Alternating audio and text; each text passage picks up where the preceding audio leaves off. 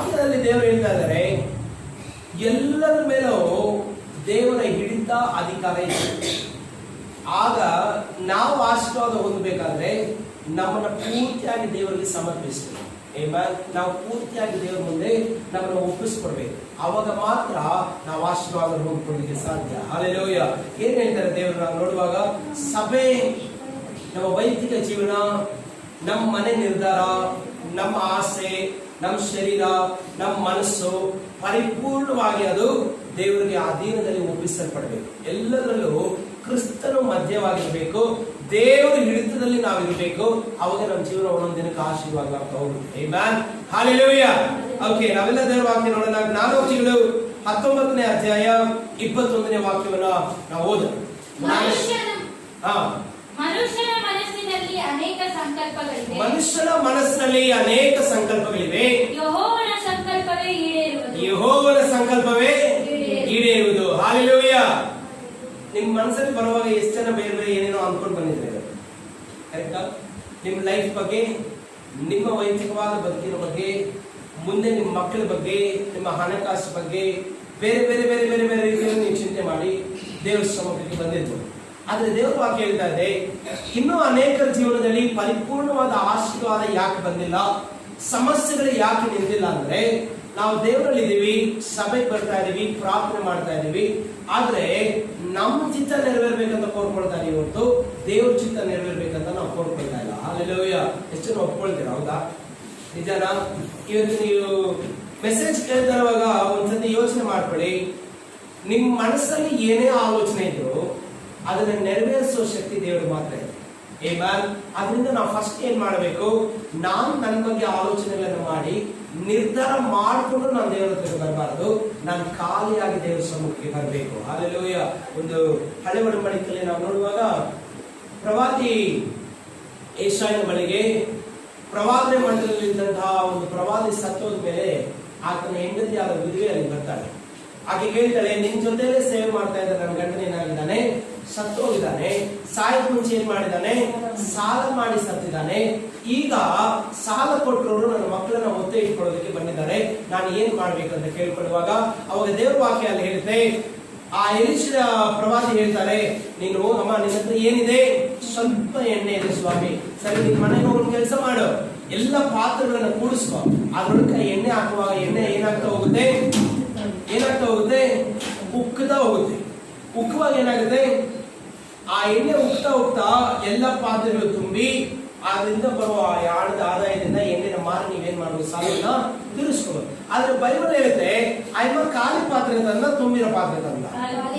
ಈಗ ನೀವು ದೇವರ ಸನ್ನಿಧಿಯಲ್ಲಿ ಬರುವಾಗ ನಿಮ್ಮನ್ನ ದೇವರ ಆಲೋಚನೆಯಲ್ಲಿ ತುಂಬಿಸ್ಬೇಕಂದ್ರೆ, ನಿಮ್ಮ ಕಷ್ಟಕ್ಕೆ ದಾರಿ ದೇವರು ತೋರಿಸ್ಬೇಕಂದ್ರೆ ನೀವೇನ್ ಮಾಡ್ಬೇಕು, ಮನಸ್ಸು ಖಾಲಿಯಾಗಿ ಇಟ್ಕೊಂಡು ಸಭೆ ಒಳಗಡೆ ಬರ್ಬೇಕು. ನಿಮ್ಮ ಆಲೋಚನೆಗಳು ಮಾಡಿಕೊಂಡು ಒಂದು ತೀರ್ಮಾನ ತಗೊಂಡು ಸಭೆಯಲ್ಲಿ ಬರಬಾರ್ದು. ನನ್ನ ಜೀವಿತವನ್ನ ಇದ್ದ ಹಾಗೆ ನಾನು ದೇವರ ಕೈಯಲ್ಲಿ ಕೊಡ್ತೀನಿ, ಅದಕ್ಕೆ ತೀರ್ಮಾನವನ್ನ ಯಾರು ಹೇಳ್ತಾರೆ, ದೇವರು ಹೇಳ್ತಾರೆ. ಹಲ್ಲೆಲೂಯಾ. ಆಮೆನ್. ಹಾಗೆ ನಾವು ವಾಕ್ಯ ಓದೋಣ. 16ನೇ ಅಧ್ಯಾಯ ಜ್ಞಾನೋಕ್ತಿಗಳು 9ನೇ ವಾಕ್ಯ. ಮನುಷ್ಯನು ತನ್ನ ಮನದಂತೆ ದಾರಿಯನ್ನು ಆರಿಸಿಕೊಂಡರು, ಯೆಹೋವನೇ ಅವನಿಗೆ ಗತಿಯನ್ನು ಏರ್ಪಡಿಸುವನು. ಹಲ್ಲೆಲೂಯಾ. ನಿನಗಿಷ್ಟ ಬಂದ ಹಾಗೆ ಜೀವನ ಮಾಡೋದಕ್ಕೆ ದೇವರಿಲ್ಲ. ನಿನಗೆ ಬೇಕಾದ ರೀತಿಯಲ್ಲಿ ಜೀವಿತವನ್ನ ತೀರ್ಮಾನ ಮಾಡಿಕೊಳ್ಳುವುದಕ್ಕಾಗಲಿ ನಿರ್ಧರಿಸಿಕೊಳ್ಳುವುದಕ್ಕಾಗಲಿ ನಿನಗೆ ಹಕ್ಕು ಇಲ್ಲ. ನಾನು ತೀರ್ಮಾನ ಮಾಡ್ಕೊಂಡಿದ್ದೀನಿ, ದೇವರು ಬಂದು ನನ್ನ ಆಶೀರ್ವಾದ ಮಾಡ್ಲಿ. ನಾನು ಅಂದ್ಕೊಂಡಿದ್ದೀನಿ, ನಾನೆಲ್ಲ ಆಯ್ಕೆ ಮಾಡ್ಕೊಂಡಿದ್ದೀನಿ, ನಾನು ಬಿಸ್ನೆಸ್ ಮಾಡ್ಬೇಕಂತಿದ್ದೀನಿ, ಈ ವ್ಯಕ್ತಿನ ಮದುವೆ ಮಾಡ್ಕೊಳ್ಬೇಕಂತಿದ್ದೀನಿ, ಅಥವಾ ಈ ಸ್ಥಳಕ್ಕೆ ಹೋಗ್ಬೇಕಂತಿದ್ದೀನಿ, ಇಂಥದನ್ನೇ ಈ ಟೈಮಲ್ಲಿ ಮಾಡ್ಬೇಕಂತ ನಾನು ತೀರ್ಮಾನ ಮಾಡ್ಬಿಟ್ಟಿದ್ದೀನಿ. ದೇವರು ನನ್ನ ಮನಸ್ಸಿನ ಆಚೆಯನ್ನ, ನನ್ನ ಆಲೋಚನೆಯನ್ನು ಆಶೀರ್ವದಿಸಬೇಕಂದ್ರೆ ಅದು ಖಂಡಿತವಾಗಿ ಸಾಧ್ಯ ಇಲ್ಲ. ಹಲ್ಲೆಲೂಯಾ. ಯಾವಾಗ ದೇವರು ಆಶೀರ್ವದಿಸ್ತಾರೆ, ನಾನು ಆಲೋಚನೆ ಮಾಡೋದು ಸರಿಯೋ ತಪ್ಪೋ ನನಗೆ ಗೊತ್ತಿಲ್ಲ, ದೇವರು ನನ್ನ ಕುರಿತವಾಗಿ ಒಂದು ಆಲೋಚನೆ ಮಾಡಿದ್ದಾರೆ, ಅದು ಹಿತಕರವಾದ ಆಲೋಚನೆ ಆಗಿದೆ, ಅದಕ್ಕೆ ನನ್ನ ಜೀವಿತವನ್ನ ನಾನು ಒಪ್ಪಿಸ್ಕೊಳ್ತೀನಿ. ಹಲ್ಲೆಲೂಯಾ. ಎಷ್ಟು ಜನದಲ್ಲಿ ನಮಗೆ ಮೊಂಡುತನ ಇದೆ, ಇದೆಯಲ್ವಾ? ನಮ್ಮ ಜೀವನ ಪರಿಪೂರ್ಣವಾಗಿ ಇನ್ನೂ ಆಶೀರ್ವಾದ ಸ್ಥಿತಿ ತಲುಪಿಲ್ಲ ಅಂದ್ರೆ ಕಾರಣ ಏನು? ಯೋಧನಿಗೆ ದೇವರು ಹೇಳ್ತಾರೆ, ನೀನು ಹೋಗ್ಬೇಕಾಗಿರೋದು ನಿನೆವೆ ಪಟ್ಟಣಕ್ಕೆ, ಅಲ್ಲಿ ಹೋಗಿ ನಾನು ಹೇಳಿರೋದನ್ನ ನನ್ನ ಜನರಾದ ನಿನೆವೆ ಪ್ರಜೆಗಳಿಗೆ ಸಾರು. ಯೋಧನ ಏನ್ ಮಾಡ್ತಾರೆ, ತಾರ್ಷೀಸ್ಗೆ ಹಡಗಲ್ಲಿ ಟಿಕೆಟ್ ತಗೊಂಡು ಹೋಗಿ ಅಲ್ಲಿ ಕೂತ್ಕೊಂಡಿದ್ದಾರೆ. ಹಲ್ಲೆಲೂಯಾ. ಕೊನೆಗೆ ಬಂದಿದ್ದ ಸ್ಥಿತಿ ಏನು, ಅಲ್ಲಿ ಹೋಗಿ ದೊಡ್ಡದಾದಂತಹ ಅಲೆಗಳಿಂದ ಹಡಗು ಕೊನೆ ಆಗೋ ಸ್ಥಿತಿಗೆ ಬರುವಾಗ 3 ದಿನ ಮೀನು ಹೊಟ್ಟೆಯಲ್ಲಿದ್ದು ತನ್ನ ತಪ್ಪಿಗೆ ಪಶ್ಚಾತ್ತಾಪ ಪಟ್ಟು ತಗ್ಗಿಸ್ಕೊಂಡ ಮೇಲೆ ಅವಾಗ ದೇವರು ಮೀನಿಗೆ ಆಜ್ಞೆ ಕೊಡ್ತಾರೆ, ತಗೊಂಡೋಗಿ ಅವನನ್ನ ದಡದಲ್ಲಿ ಕಾರು ಬಿಡು. ಹಾಲೆಲೂಯ. ಅಲ್ಲಿಂದ ಬಂದ ಮೇಲೆ ಯೋಧರು ಹೇಳ್ತಾರೆ, ನಾನು ನೀವು ಹೇಳಿದ ಹಾಗೆ ನಿನಗೆ ಪಟ್ಟು ಹೋಗಿ ನೀವು ಹೇಳಿದ್ರೆ ಹೇಳ್ತೀನಿ. ಮಗದೊಳಗೆ ಹೇಳಿ, ನೀನು ಯಾವಾಗ ದೇವರಿಗೆ ವಿರೋಧವಾದ ದಿಕ್ಕಲ್ಲಿ ಹೋಗ್ತೀಯಾ ಅನೇಕ ಕಷ್ಟಗಳನ್ನ ನೀನು ಅನುಭವಿಸ್ತೀಯ. ಹಾಲೆಲೂಯ. ನಮ್ಮ ಆಸೆ ಏನು? ಪ್ರೇಯರ್ ಮಾಡಿದ ತಕ್ಷಣ ಅದು ದೇವರ ಚಿತ್ತ ಅಲ್ಲ. ಆಮೆನ್. ನೀವು ಮನಸ್ಸಲ್ಲಿ ತೀರ್ಮಾನ ಮಾಡ್ಕೊಂಡ ತಕ್ಷಣ ಅದು ದೇವರ ಚಿತ್ತ ಅಲ್ಲ. ನೀವು ಮಾಡ್ಬೇಕಂತ ಕಾರ್ಯನ ನೀವು ತೀರ್ಮಾನ ಮಾಡಬಾರ್ದು, ನಿಮ್ ಜೀವಿತವನ್ನ ದೇವರು ತೀರ್ಮಾನ ಮಾಡಬೇಕು. ಹಾಲೆಲೂಯ. ನೀವು ಎಂತ ವಿದ್ಯಾವಂತರಾಗಿರ್ಬೋದು, ನೀವು ಎಷ್ಟು ದೊಡ್ಡ ಪೋಸ್ಟ್ ಅಲ್ಲಿ ಇರ್ಬೋದು, ನೀವು ಎಷ್ಟು ದೊಡ್ಡ ಜ್ಞಾನಿ ಆಗಿರ್ಬೋದು, ನೀವು ಇನ್ಫ್ಲೂಯೆನ್ಸ್ಡ್ ವ್ಯಕ್ತಿಯಾಗಿ ಜೀವನ ಮಾಡ್ತಾ ಇರ್ಬೋದು, ಆದ್ರೆ ನಿಮ್ಮ ಜೀವನದ ಎಲ್ಲ ನಿರ್ಧಾರ ಅದು ದೇವರ ಕೈಯಲ್ಲಿದೆ. ಹಾಲೆಲೂಯ. ಆಮೆನ್. ನಾವು ದೇವರ ವಾಕ್ಯವನ್ನು ಹಾಗೆ ನೋಡೋಣ. ಎಲ್ಲ ಯೆಶಾಯ 14ನೇ ಅಧ್ಯಾಯ 24ನೇ ವಾಕ್ಯವನ್ನ ನಾವು ಓದೋಣ. ಸೇನಾಧೀಶ್ವರನಾದ ಯೆಹೋವನು ಆಣೆಯಿಟ್ಟು ಹೇಳುವುದೇನೆಂದರೆ, ನಾನು ಸಂಕಲ್ಪಿಸಿದ್ದೇನೆ, ನಾನು ಸಂಕಲ್ಪಿಸಿದ್ದೆ ನೆರವೇರುವುದು. ಹಾಲೆಲೂಯ. ನಾನು ಅನ್ಕೊಂಡಂಗೆ ಏನು ನಡೆಯಲ್ಲ. ನಮ್ಮ ಆಸೆ ಏನು? ನಾನು ಅನ್ಕೊಂಡಂಗೆ ಅಲ್ಲ. ದೇವರು ನಾನು ಹೇಳಿದಂಗೆ ಕೇಳಬೇಕು. ಹಾಲೆಲೂಯ. ಪದವರೆಗೆ ಹೇಳಿ, ನೀನ್ ಹೇಳಿದಾಗೆ ದೇವರು ಕೇಳಲ್ಲ, ದೇವರು ಹೇಳಿದಾಗೆ ನೀನ್ ಕೇಳಬೇಕು. ಆಮೆನ್. ಹಾಲೆಲೂಯ. ಎಷ್ಟು ಜನ ಹೌದೊಂದು ಒಪ್ಪಿದ್ರೆ ನಾನು ದೇವರು ಹೇಳಿದಾಗ ಕೇಳ್ತಾ ಇದ್ದೀನಿ ಅನ್ನೋರು? ನಾವು ಯಾರು ಹೇಳಿದಂಗೆ ಕೇಳ್ತಾ ಇದ್ದೀವಿ? ನನ್ನ ಮನಸ್ಸು ಹೇಳಿದಾಗೆ ನಾನು ಕೇಳೋದು. ನನಗೆ ನಾನೇ ದೇವರು. ಹಾಲೆಲೂಯ. ನೀವು ಆಶೀರ್ವದಿಸಲ್ಪಡೋದಕ್ಕೆ ಸಾಧ್ಯ ಇಲ್ಲ. ಯಾಕಿಲ್ಲ? ನಿಮಗೆ ಯಾವ್ದು ಸರಿ ಗೊತ್ತಿಲ್ಲ, ಯಾವ್ದು ತಪ್ಪು ಗೊತ್ತಿಲ್ಲ, ನಿಮ್ ಜೀವನಕ್ಕೆ ದೇವರ ಆಲೋಚನೆ ಏನಂತ ಗೊತ್ತಿಲ್ಲ. ನಾವು ಆತರ ಪಟ್ಟು ನಿರ್ಧಾರಗಳನ್ನ ತಗೊಳ್ಳೋದ್ರಿಂದ ನಮ್ಮ ಮನಸ್ಸು ಹೇಳಿದಾಗೆ ನಾವ್ ಇರ್ಬೇಕು, ನಾನ್ ಅಂದ್ಕೊಂಡಂಗೆ ಎಲ್ಲ ನಡಿಬೇಕು ಅನ್ನೋದ್ರಿಂದ ನಮ್ಮ ಜೀವನ ಏನಾಗ್ತಾ ಇದೆ, ಒಂದೊಂದು ದಿನಕ್ಕೂ ಇಕ್ಕಟ್ಟಿಂದ ಇನ್ನೂ ಇಕ್ಕಟ್ಟಿಗೆ ಹೋಗ್ತಾರೆ, ಸಮಸ್ಯೆಯಿಂದ ಸಮಸ್ಯೆಗೆ ಹೋಗ್ತಾರೆ. ಆದ್ರೆ ಇವತ್ತು ದೇವರು ಹೇಳ್ತಾ ಇದ್ದಾರೆ, ನೀವು ಮನಸ್ಸಲ್ಲಿ ಏನ್ ಅನ್ಕೊಂಡಿದ್ರು ಅವ್ರು ಅನ್ಕೊಂಡಿದ್ದೆ ನೆರವೇರಿಸ್ತಾರಂತೆ. ಹಾಲೆಲೂಯ. ಅವ್ರಿಗೆ ಹೇಳಿ, 40 ವರ್ಷದ ಪ್ರಯಾಣನ, 40 ದಿನದ ಪ್ರಯಾಣವನ್ನ 40 ವರ್ಷ ಮಾಡಿಕೊಳ್ಬೇಡ. ಇಸ್ರೇಲ್ ಏನ್ ಮಾಡಿದ್ರು? ಅವರ ಅರಣ್ಯದಲ್ಲಿ ಪ್ರಯಾಣ ಮಾಡುವಾಗಲೆಲ್ಲ ದೇವರ ಹೇಳಿದಕ್ಕೆ ಕಿವಿನೇ ಕೊಡ್ಲಿ. ನೀವು ಹೋಗಿ ಈ ಬೆಟ್ಟನ ಹತ್ತಿ ಆ ಕಡೆ ಇರೋ ದೇಶನ ಸ್ವತಂತ್ರ ಮಾಡ್ಕೊಳ್ಳಿ. ಇವರೇನ್ ಹೇಳಿದ್ರು? ಅಯ್ಯೋ, ಅಲ್ಲಿರೋರೆಲ್ಲ ತುಂಬಾ ಗಟ್ಟಿ ಮುಸ್ತಿಯಾಗಿದ್ದಾರಂತೆ, ತುಂಬಾ ಎತ್ತರವಾಗಿದ್ದಾರೆ, ದಪ್ಪವಾಗಿದ್ದಾರೆ, ಅವ್ರು ಹೋದ್ರೆ ನಮ್ಮನ್ನ ಏನ್ ಮಾಡ್ಬಿಡ್ತಾರೆ? ಅಲ್ಲೇ ಸಾಯಿಸ್ಬಿಡ್ತಾರೆ. ಇದು ನಮ್ಗೆ ಬೇಡ. ಹಾಲೆಲೂಯ. ಅವಾಗ ದೇವ್ರಿಗೆ ಏನ್ ಬಂದು ಕೋಪ ಬಂದು, ಇವರು ನನ್ನ ಮಾತಿಗೆ ಬೆಲೆ ಕೊಡ್ತಾನೆ ಇಲ್ವಲ್ಲ. ಆ ಸಮಯದಲ್ಲಿ ಮೋಶೆ ಹೇಳ್ತಾರೆ, ನೀವು ದೇವರನ್ನ ಎದುರಿಸಿದ ನಿಮಿತ್ತ ನಿಮ್ಮ ಸಂತತಿಯವರೆಲ್ಲ ಸಾಯುವವರೆಗೂ ನೀವು ಇಲ್ಲೇ ಇರಬೇಕು. ಹಾಲೆಲೂಯ. ಆದ್ರೆ ಈ ಜನ ಏನ್ ಮಾಡಲ್ಲ, ಅಯ್ಯೋ ನಮ್ಗೆ ತಪ್ಪಾಗೋಯ್ತು, ಈಗ ಹಂಗ್ ಮಾಡಲ್ಲ, ಇವಾಗ ಹೋಗಿ ಬೆಟ್ಟ ಹಚ್ತೀವಿ. ಹಾಲೆಲೂಯ. ಅವಾಗ ಮೋಶೆ ಹೇಳ್ತಾರೆ, ಇವಾಗ ಬೆಟ್ಟ ಹತ್ತಬೇಡ್ರಿ, ನಿಮ್ ಜೊತೆಲಿ ದೇವರು ಬರೋದಿಲ್ಲ, ನೀವು ಅವ್ರನ್ನ ಜಯಿಸ್ಕೊಳ್ಳೋದಕ್ಕೆ ಸಾಧ್ಯ ಇಲ್ಲ, ನೀವು ಇಲ್ಲೇ ಇರ್ಬೇಕಂತ ದೇವರು ಹೇಳಿದ್ದಾರೆ. ಆದ್ರೆ ಬೈಬಲ್ ಹೇಳಿದೆ, ಆ ಮಾತನ್ನ ಮೀರಿ ಅವರು ಬೆಟ್ಟ ಹತ್ತಿದ್ರು, ಸುಮಾರು 1000 ಜನ ಅಲ್ಲಿ ಎಲ್ಲ ಯುದ್ಧದಲ್ಲಿ ಸತ್ತೋದ್ರು. ಹಾಲೆಲೂಯ.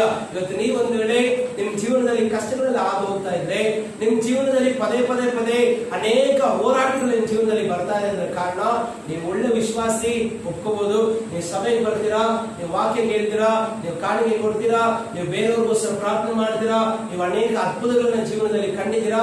ಆದ್ರೆ ನೀವು ವಿಫಲವಾಗಿರೋ ಒಂದೇ ಒಂದು ಕಾರ್ಯ ಎಲ್ಲಿ ಅಂದ್ರೆ, ನೀವು ದೇವರು ಹೇಳಿದಾಗಿ ಕೇಳೋದಕ್ಕೆ ತಯಾರಾಗಿಲ್ಲ. ಹಾಲೆಲೂಯ. ಎಲ್ಲೋ ಒಂದು ಕಡೆ ಮೊಂಡಾದ ಸ್ವಭಾವದಿಂದ ದೇವರನ್ನ ಏನ್ ಮಾಡ್ತಾ ಇದ್ದೀರಾ? ಪರೀಕ್ಷೆ ಮಾಡಿ ದೇವರ ಕೋಪಕ್ಕೆ ಗುರಿ ಆಗ್ತಾ ಇದ್ದೀರಾ. ಹಾಲೆಲೂಯ. ಅವ್ರಿಗೆ ಹೇಳಿ, ನನ್ನ ಆಲೋಚನೆ ದೇವರ ಆಲೋಚನೆ ಅಲ್ಲ. ನನ್ನ ದೇವರು ಕರೆದಿರೋದೇ ಬೇರೆ ಕಾರ್ಯಕ್ಕೆ, ನಾನು ಮಾಡ್ತಾ ಇರೋದೇ ಬೇರೆ ಕಾರ್ಯ. ಅನೇಕ ಸಮಯದಲ್ಲಿ ದೇವರಿಗಿಂತ ಹೆಚ್ಚಾಗಿ ಬುದ್ಧಿ ಉಪಯೋಗಿಸಕ್ ಹೋಗಿನೇ ಇಕ್ಕಟ್ಟುಗಳಿಗೆ ನೀವು ಬೇಗ ಸ್ಥಳವನ್ನ ಕೊಡುವರಾಗಿದ್ದೀರಿ. ದೇವರ ಸಭೆಗೆ ಎಚ್ಚರಿಕೆ ಕೊಡ್ತಾ ಇದ್ದಾರೆ. ಸಭೆ ವಿಧೇಯತ್ವದಲ್ಲಿ ಬೆಳೆದಾಗ ಮಾತ್ರ ಆಶೀರ್ವಾದದಿಂದ ಅಭಿವೃದ್ಧಿ ಆಗಕ್ಕೆ ಸಾಧ್ಯ. ಸಭೆಯಲ್ಲಿ ನೀವು ದೇವರ ಸ್ವರಕ್ಕೆ ಎಷ್ಟು ಬೆಲೆ ಕೊಡ್ತೀರೋ, ಎಷ್ಟು ಮಟ್ಟಿಗೆ ಅದನ್ನ ಕಾಳಜಿಯಾಗಿ ಮಾಡ್ತಿರೋ, ಅಷ್ಟು ಬೇಗ ನಿಮ್ ಜೀವಿತದಲ್ಲಿ ಒಳ್ಳೆ ಸ್ಥಿತಿಗೆ ಬರೋ ತರ ದೇವರು ನಿಮ್ಮನ್ನು ಆಶೀರ್ವದಿಸ್ತಾರೆ. ಹಾಲೆಲೂಯ. ಒಂದು ಪ್ರವಾದಿ ಹತ್ರಕ್ಕೆ ಹೋಗಿ, ಸಮುವೇಲನ ಹತ್ರ, ಒಳ್ಳೆ ಪ್ರವಾದಿ, ಅನೇಕ ಪ್ರವಾದಿಗಳನ್ನು ನಾವು ಬೈಬಲ್ ನೋಡ್ತೀವಿ. ಅದರಲ್ಲಿ ಒಂದು ಪ್ರವಾದಿ ಹತ್ರ ಹೋಗಿ, ಒಂದು ರಾಜನು, ಆ ಪ್ರವಾದಿ ಕೊನೆ ಕ್ಷಣಗಳು, ಇನ್ನೇನು ಸ್ವಲ್ಪ ಹೊತ್ತಿನಲ್ಲೇ, ಸ್ವಲ್ಪ ದಿನಗಳಲ್ಲಿ ಆ ಪ್ರವಾದಿ ಸತ್ತು ಹೋಗ್ತಾನೆ. ಅವಾಗ ಒಬ್ಬ ರಾಜನಿಗೆ ಬಹಳ ದುಃಖ ಆಗುತ್ತೆ. ದುಃಖ ಆಗಿರೋ ನಿಮಿತ್ತ ಅವ್ರು ಏನ್ ಮಾಡ್ತಾರೆ? ಆ ಅಪ್ಪ ಎಷ್ಟು ದಿನ ನಮ್ಮನ್ನ ಒಂದು ತಂದೆಯಾಗಿ ನೀನು ನಡೆಸ್ತಾ ಇದ್ದೆ, ಒಳ್ಳೇದು ಕೆಟ್ಟದನ್ನೆಲ್ಲ ನಮಗೆ ತಿಳಿಸ್ಕೊಡ್ತಾ ಇದ್ದೆ. ಈಗ ನೀನು ಹೊರಟೋದ್ರೆ ನಮ್ಮನ್ನ ನಡೆಸೋರು ಯಾರು ಅಂತ ಹೇಳೋ ಸಮಯದಲ್ಲಿ ಕೂಡ ಆ ಕೊನೆ ಗಳಿಗೆಯಲ್ಲಿ ಕೂಡ ಪ್ರವಾದಿ ಯಾವ ರಾಜನಿಗೆ ಹೇಳ್ತಾನೆ, ಸರಿ ಒಂದು ಕೆಲಸ ಮಾಡು, ಯುದ್ಧಕ್ಕೆ ನೀನು ಭಯ ಪಡಬೇಡ, ನಿನ್ ಕೈಯಲ್ಲಿರೋ ಬಾಣವನ್ನು ತೆಗೆದು ನೆಲದ ಮೇಲೆ ಒಡಿ. ಹಾಲೆಲೂಯಾ. ಆದ್ರೆ ಆ ಪ್ರವಾದಿ ಹೇಳಿದ ಮಾತನ್ನ ಇವ್ರು ಏನಾಗ್ತಾ ತಗೊಳ್ಳಲ್ಲ, ಅದನ್ನ ಗಮನವಿಟ್ಟು ಕೇಳಿ ಅದಕ್ಕೆ ಮುಖ್ಯತ್ವವನ್ನ ಹೆಚ್ಚಾಗಿ ಕೊಡಲ್ಲ. ಅವಾಗ ಏನಾಗುತ್ತೆ, ಆ ಬಾಣವನ್ನು ತೆಗೆದು ಮೂರೇ ಸರಿ ಹೊಡೆದು ಆ ರಾಜ ಸುಮ್ಮನೆ ನಿಂತ್ಕೊಳ್ತಾರೆ. ಅವಾಗ ಆ ಪ್ರವಾದಿ ಹೇಳ್ತಾರೆ, ನೀನು ಎಷ್ಟು ತಪ್ಪಾದ ಕೆಲಸವನ್ನು ಮಾಡಿದ್ಯಾ, ಎಷ್ಟು ಬೇಜವಾಬ್ದಾರಿಯಾದ ಕಾರ್ಯವನ್ನು ಮಾಡಿದ್ಯಾ, ನೀನು ಮೂರೇ ಸತಿ ಆ ಬಾಣದಲ್ಲಿ ಹೊಡೆದ ನಿಮಿತ್ತ ನಿನಗೆ 3 ಸರಿ ಮಾತ್ರ ಯುದ್ಧದಲ್ಲಿ ಜಯ ಸಿಗುತ್ತೆ. ಅಲ್ಲಿ ನಂತರ ನಿನ್ನ ಶತ್ರುಗಳು ನಿನ್ನ ಮೇಲೆ ಆಕ್ರಮಣ ಮಾಡಿ ನೀನು ಸಾಯೋನಾಗಿದ್ಯಾ. ಹಲ್ಲೆಲೂಯಾ. ಅದೇ ಆ ಬಾಣ ಮುರಿಯೋವರೆಗೂ ನೀನ್ ಸತತವಾಗಿ ಹೊಡೆದಿದ್ರೆ ನಿನ್ ಜೀವಮಾನದ ದಿನವೆಲ್ಲ ನೀನ್ ಜಯಶಾಲಿ ಆಗಿರ್ತಾ ಇದೆ. ಹಲ್ಲೆಲೂಯಾ. ಇವತ್ತು ಅನೇಕರು ಏನಾಗಿದ್ದೀರಾ, ಎಲ್ಲದರಲ್ಲಿ ಚೆನ್ನಾಗಿದ್ದೀರಾ, ಆದ್ರೆ ದೇವರ ಸ್ವರ ಕೇಳೋದ್ರಲ್ಲಿ ಅವ್ರ ಹತ್ರ ವಿಚಾರಿಸಿ ನಿಮ್ ಜೀವನದಲ್ಲಿ ದೇವರ ಸಂಕಲ್ಪ ಏನು, ನೀವು ಮಾಡ್ಬೇಕಂದ್ರೆ ಕಾರ್ಯ ದೇವರಿಗೆ ಇಷ್ಟನಾ ಅಲ್ವಾ, ಅವ್ರು ನಿಮಗೆ ಏನ್ ಮಾಡ್ಬೇಕಂತ ಇಷ್ಟಪಟ್ಟಿದ್ದಾರೆ ಅದನ್ನ ತಿಳ್ಕೊಳ್ಳೋ ಮನಸ್ಸಿಲ್ಲ. ಅದೇ ತರ ಆ ಕಾರ್ಯ ನೀವು ಮಾಡ್ಬೇಕಂತ ಏನಾದ್ರು ಅಂದ್ಕೊಂಡ್ರೆ, ಏನಾದ್ರು ನಿಮ್ ಮನಸ್ಸಲ್ಲಿ ನಿಮ್ ಬದುಕಿನ ಬಗ್ಗೆ ಒಂದು ಆಲೋಚನೆ ಬಂದ್ರೆ ಅದು ಸರಿಯಾದ ತಪ್ಪಂತ ವಿಚಾರಿಸುವುದರಲ್ಲಿ ಕೂಡ ಯಾರು ಪರಿಪಕ್ವವಾಗಿ ನಡೀತಾ ಇಲ್ಲ. ಹಲ್ಲೆಲೂಯಾ. ಹೊರಗೆ ನಾನು ತುಂಬಾ ಮಂಡು, ಯಾವ್ದ್ರಲ್ಲಿ ಮಂಡು, ದೇವರು ಇದು ಮಾಡ್ಲೇಬೇಕಂದ್ರೆ ನಾವು ಅದನ್ನ ಖಂಡಿತವಾಗ್ಲೂ ಮಾಡಿದಲ್ಲ. ಇದು ಯಾವುದೇ ಕಾರಣಕ್ಕೂ ಮಾಡಬಾರ್ದಂದ್ರೆ ಖಂಡಿತವಾಗ್ಲೂ ಸ್ವಲ್ಪ ಆದ್ರೂ ಅದನ್ನ ಮಾಡ್ತೀವಿ. ಹಲ್ಲೆಲೂಯಾ. ಅದಕ್ಕೆ ದೇವರು ಏನ್ ಮಾಡ್ತಾ ಇದ್ದಾರೆ, ನಮ್ಮ ಜೀವಿತಗಳನ್ನ ಇನ್ನೂ ಪರಿಪೂರ್ಣವಾಗಿ ಆಶೀರ್ವಾದಕ್ಕೆ ತರಲಾಗಿದ್ದೀರಾ, ನಮ್ಮ ಜೀವಿತದ ಆಶೀರ್ವಾದಕ್ಕೆ ನಾವೇ ಗುಡಿಯಾಗಿ ನಿಂತಿದ್ದೀವಿ. ಹಲ್ಲೆಲೂಯಾ. ಆಮೆನ್. ಅದೇ ವಾಕ್ಯವನ್ನು ನೋಡೋಣ. ಹಾಗೆ ಯೋಬನ ಬರೆದ ಪತ್ರಿಕೆ 12ನೇ ಅಧ್ಯಾಯ 10 ಮತ್ತೆ 14ನೇ ವಾಕ್ಯವನ್ನು ನಾವು ಓದ್ತೀವಿ. ಸ್ವಲ್ಪ ಫಾಸ್ಟ್ ಆಗಿ ಬೇಗ ಓದಿ. ಯೋಬನು 12ನೇ ಅಧ್ಯಾಯ 10 ಮತ್ತು 14ನೇ ವಾಕ್ಯವನ್ನು ನಾವು ಓದೋಣ. ಪ್ರತಿಯೊಂದು ಪ್ರಾಣಿಯ ಪ್ರಾಣವು ಸಮಸ್ತ ಮನುಷ್ಯರ ಆತ್ಮಗಳು ಆತನ ಕೈಯಲ್ಲಿರುವವು. ಹಲ್ಲೆಲೂಯಾ. ಆಮೆನ್. ಅವರಿಗೆ ನೀನು ಎಷ್ಟು ಟ್ಯಾಲೆಂಟೆಡ್ ಆಗಿದ್ರು, ನೀನು ಎಷ್ಟು ದಷ್ಟಪುಷ್ಟವಾಗಿ ನಿನ್ನ ಶರೀರವನ್ನು ಮೇಂಟೈನ್ ಮಾಡಿದ್ರು, ನೀನು ಎಂತ ಒಳ್ಳೆ ಆಹಾರ ತಿಂದ್ರು, ನಿನ್ನ ಉಸಿರು ಯಾರು ಕೇಳಿದೆ, ದೇವರು ಕೇಳಿದೆ. ಒಂದು ಒಳ್ಳೆ ಕಾರ್ಯ ನೋಡುವಾಗ ಒಂದು ಒಳ್ಳೆ ವ್ಯಕ್ತಿ, ಶ್ರೀಮಂತವಾದ ವ್ಯಕ್ತಿ, ಚೆನ್ನಾಗಿ ಆಸ್ತಿ ಹಣ ಎಲ್ಲವನ್ನ ಸಂಪಾದಿಸ್ತಾನೆ, ಒಂದು ಒಳ್ಳೆ ಮಗ, ಒಬ್ಬನೇ ಮಗ, ಆ ಮಗನ ಫಾರಿನ್ಗೆ ಕಳಿಸಿ ತುಂಬಾ ಕಷ್ಟಪಟ್ಟು ಒಳ್ಳೆ ವಿದ್ಯೆ ಕೊಡಿಸಿ ಒಂದು ಒಳ್ಳೆ ಸ್ಥಿತಿಗೆ ತರಬೇಕಂತ ಎಲ್ಲವನ್ನ ಮಾಡ್ತಾನೆ. ಅವನ ಆಸೆ ಪ್ರಕಾರವಾಗನೇ ಹುಡುಗ ಹೋದ, ಒಳ್ಳೆ ಫಾರಿನಲ್ಲಿ ವಿದ್ಯೆ ಎಲ್ಲವನ್ನ ಸಂಪಾದಿಸ್ಕೊಂಡು ಬಂದ, ಎಲ್ಲ ಮುಗೀತು. ಅದಾದ್ಮೇಲೆ ಇವನ ಆಲೋಚನೆ ಏನು, ಇನ್ನೂ ಕಂಪನಿಯನ್ನು ದೊಡ್ಡದಾಗಿ ವಿಸ್ತರಿಸಬೇಕು, ನನ್ನ ಮಗ ಓದ್ಕೊಂಡು ಬಂದಿದ್ದಾನೆ, ಒಳ್ಳೆ ಐಶ್ವರ್ಯ ಇದೆ, ಒಳ್ಳೆ ಕಂಪನಿ ಇದೆ, ಈಗ ಮಗ ಬಂದ ಕಂಪನಿ ಹ್ಯಾಂಡ್ ಓವರ್ ತಗೊಂಡ್ರೆ ಇನ್ನೂ ನಾನು ಬಲವಾಗಿ ಬೆಳಿಬಹುದು, ನಾನು ಸ್ವಲ್ಪ ರಿಟೈರ್ಡ್ ಆಗಿ ಸಮಾಧಾನವಾಗಿರ್ಬೋದು, ಇನ್ನು ಮುಂದಕ್ಕೆ ನನ್ನ ಮಗ ಎಲ್ಲವನ್ನ ನಿಭಾಯಿಸಿಕೊಳ್ತಾ ಹೋಗ್ತಾನೆ. ಹಲ್ಲೆಲೂಯಾ.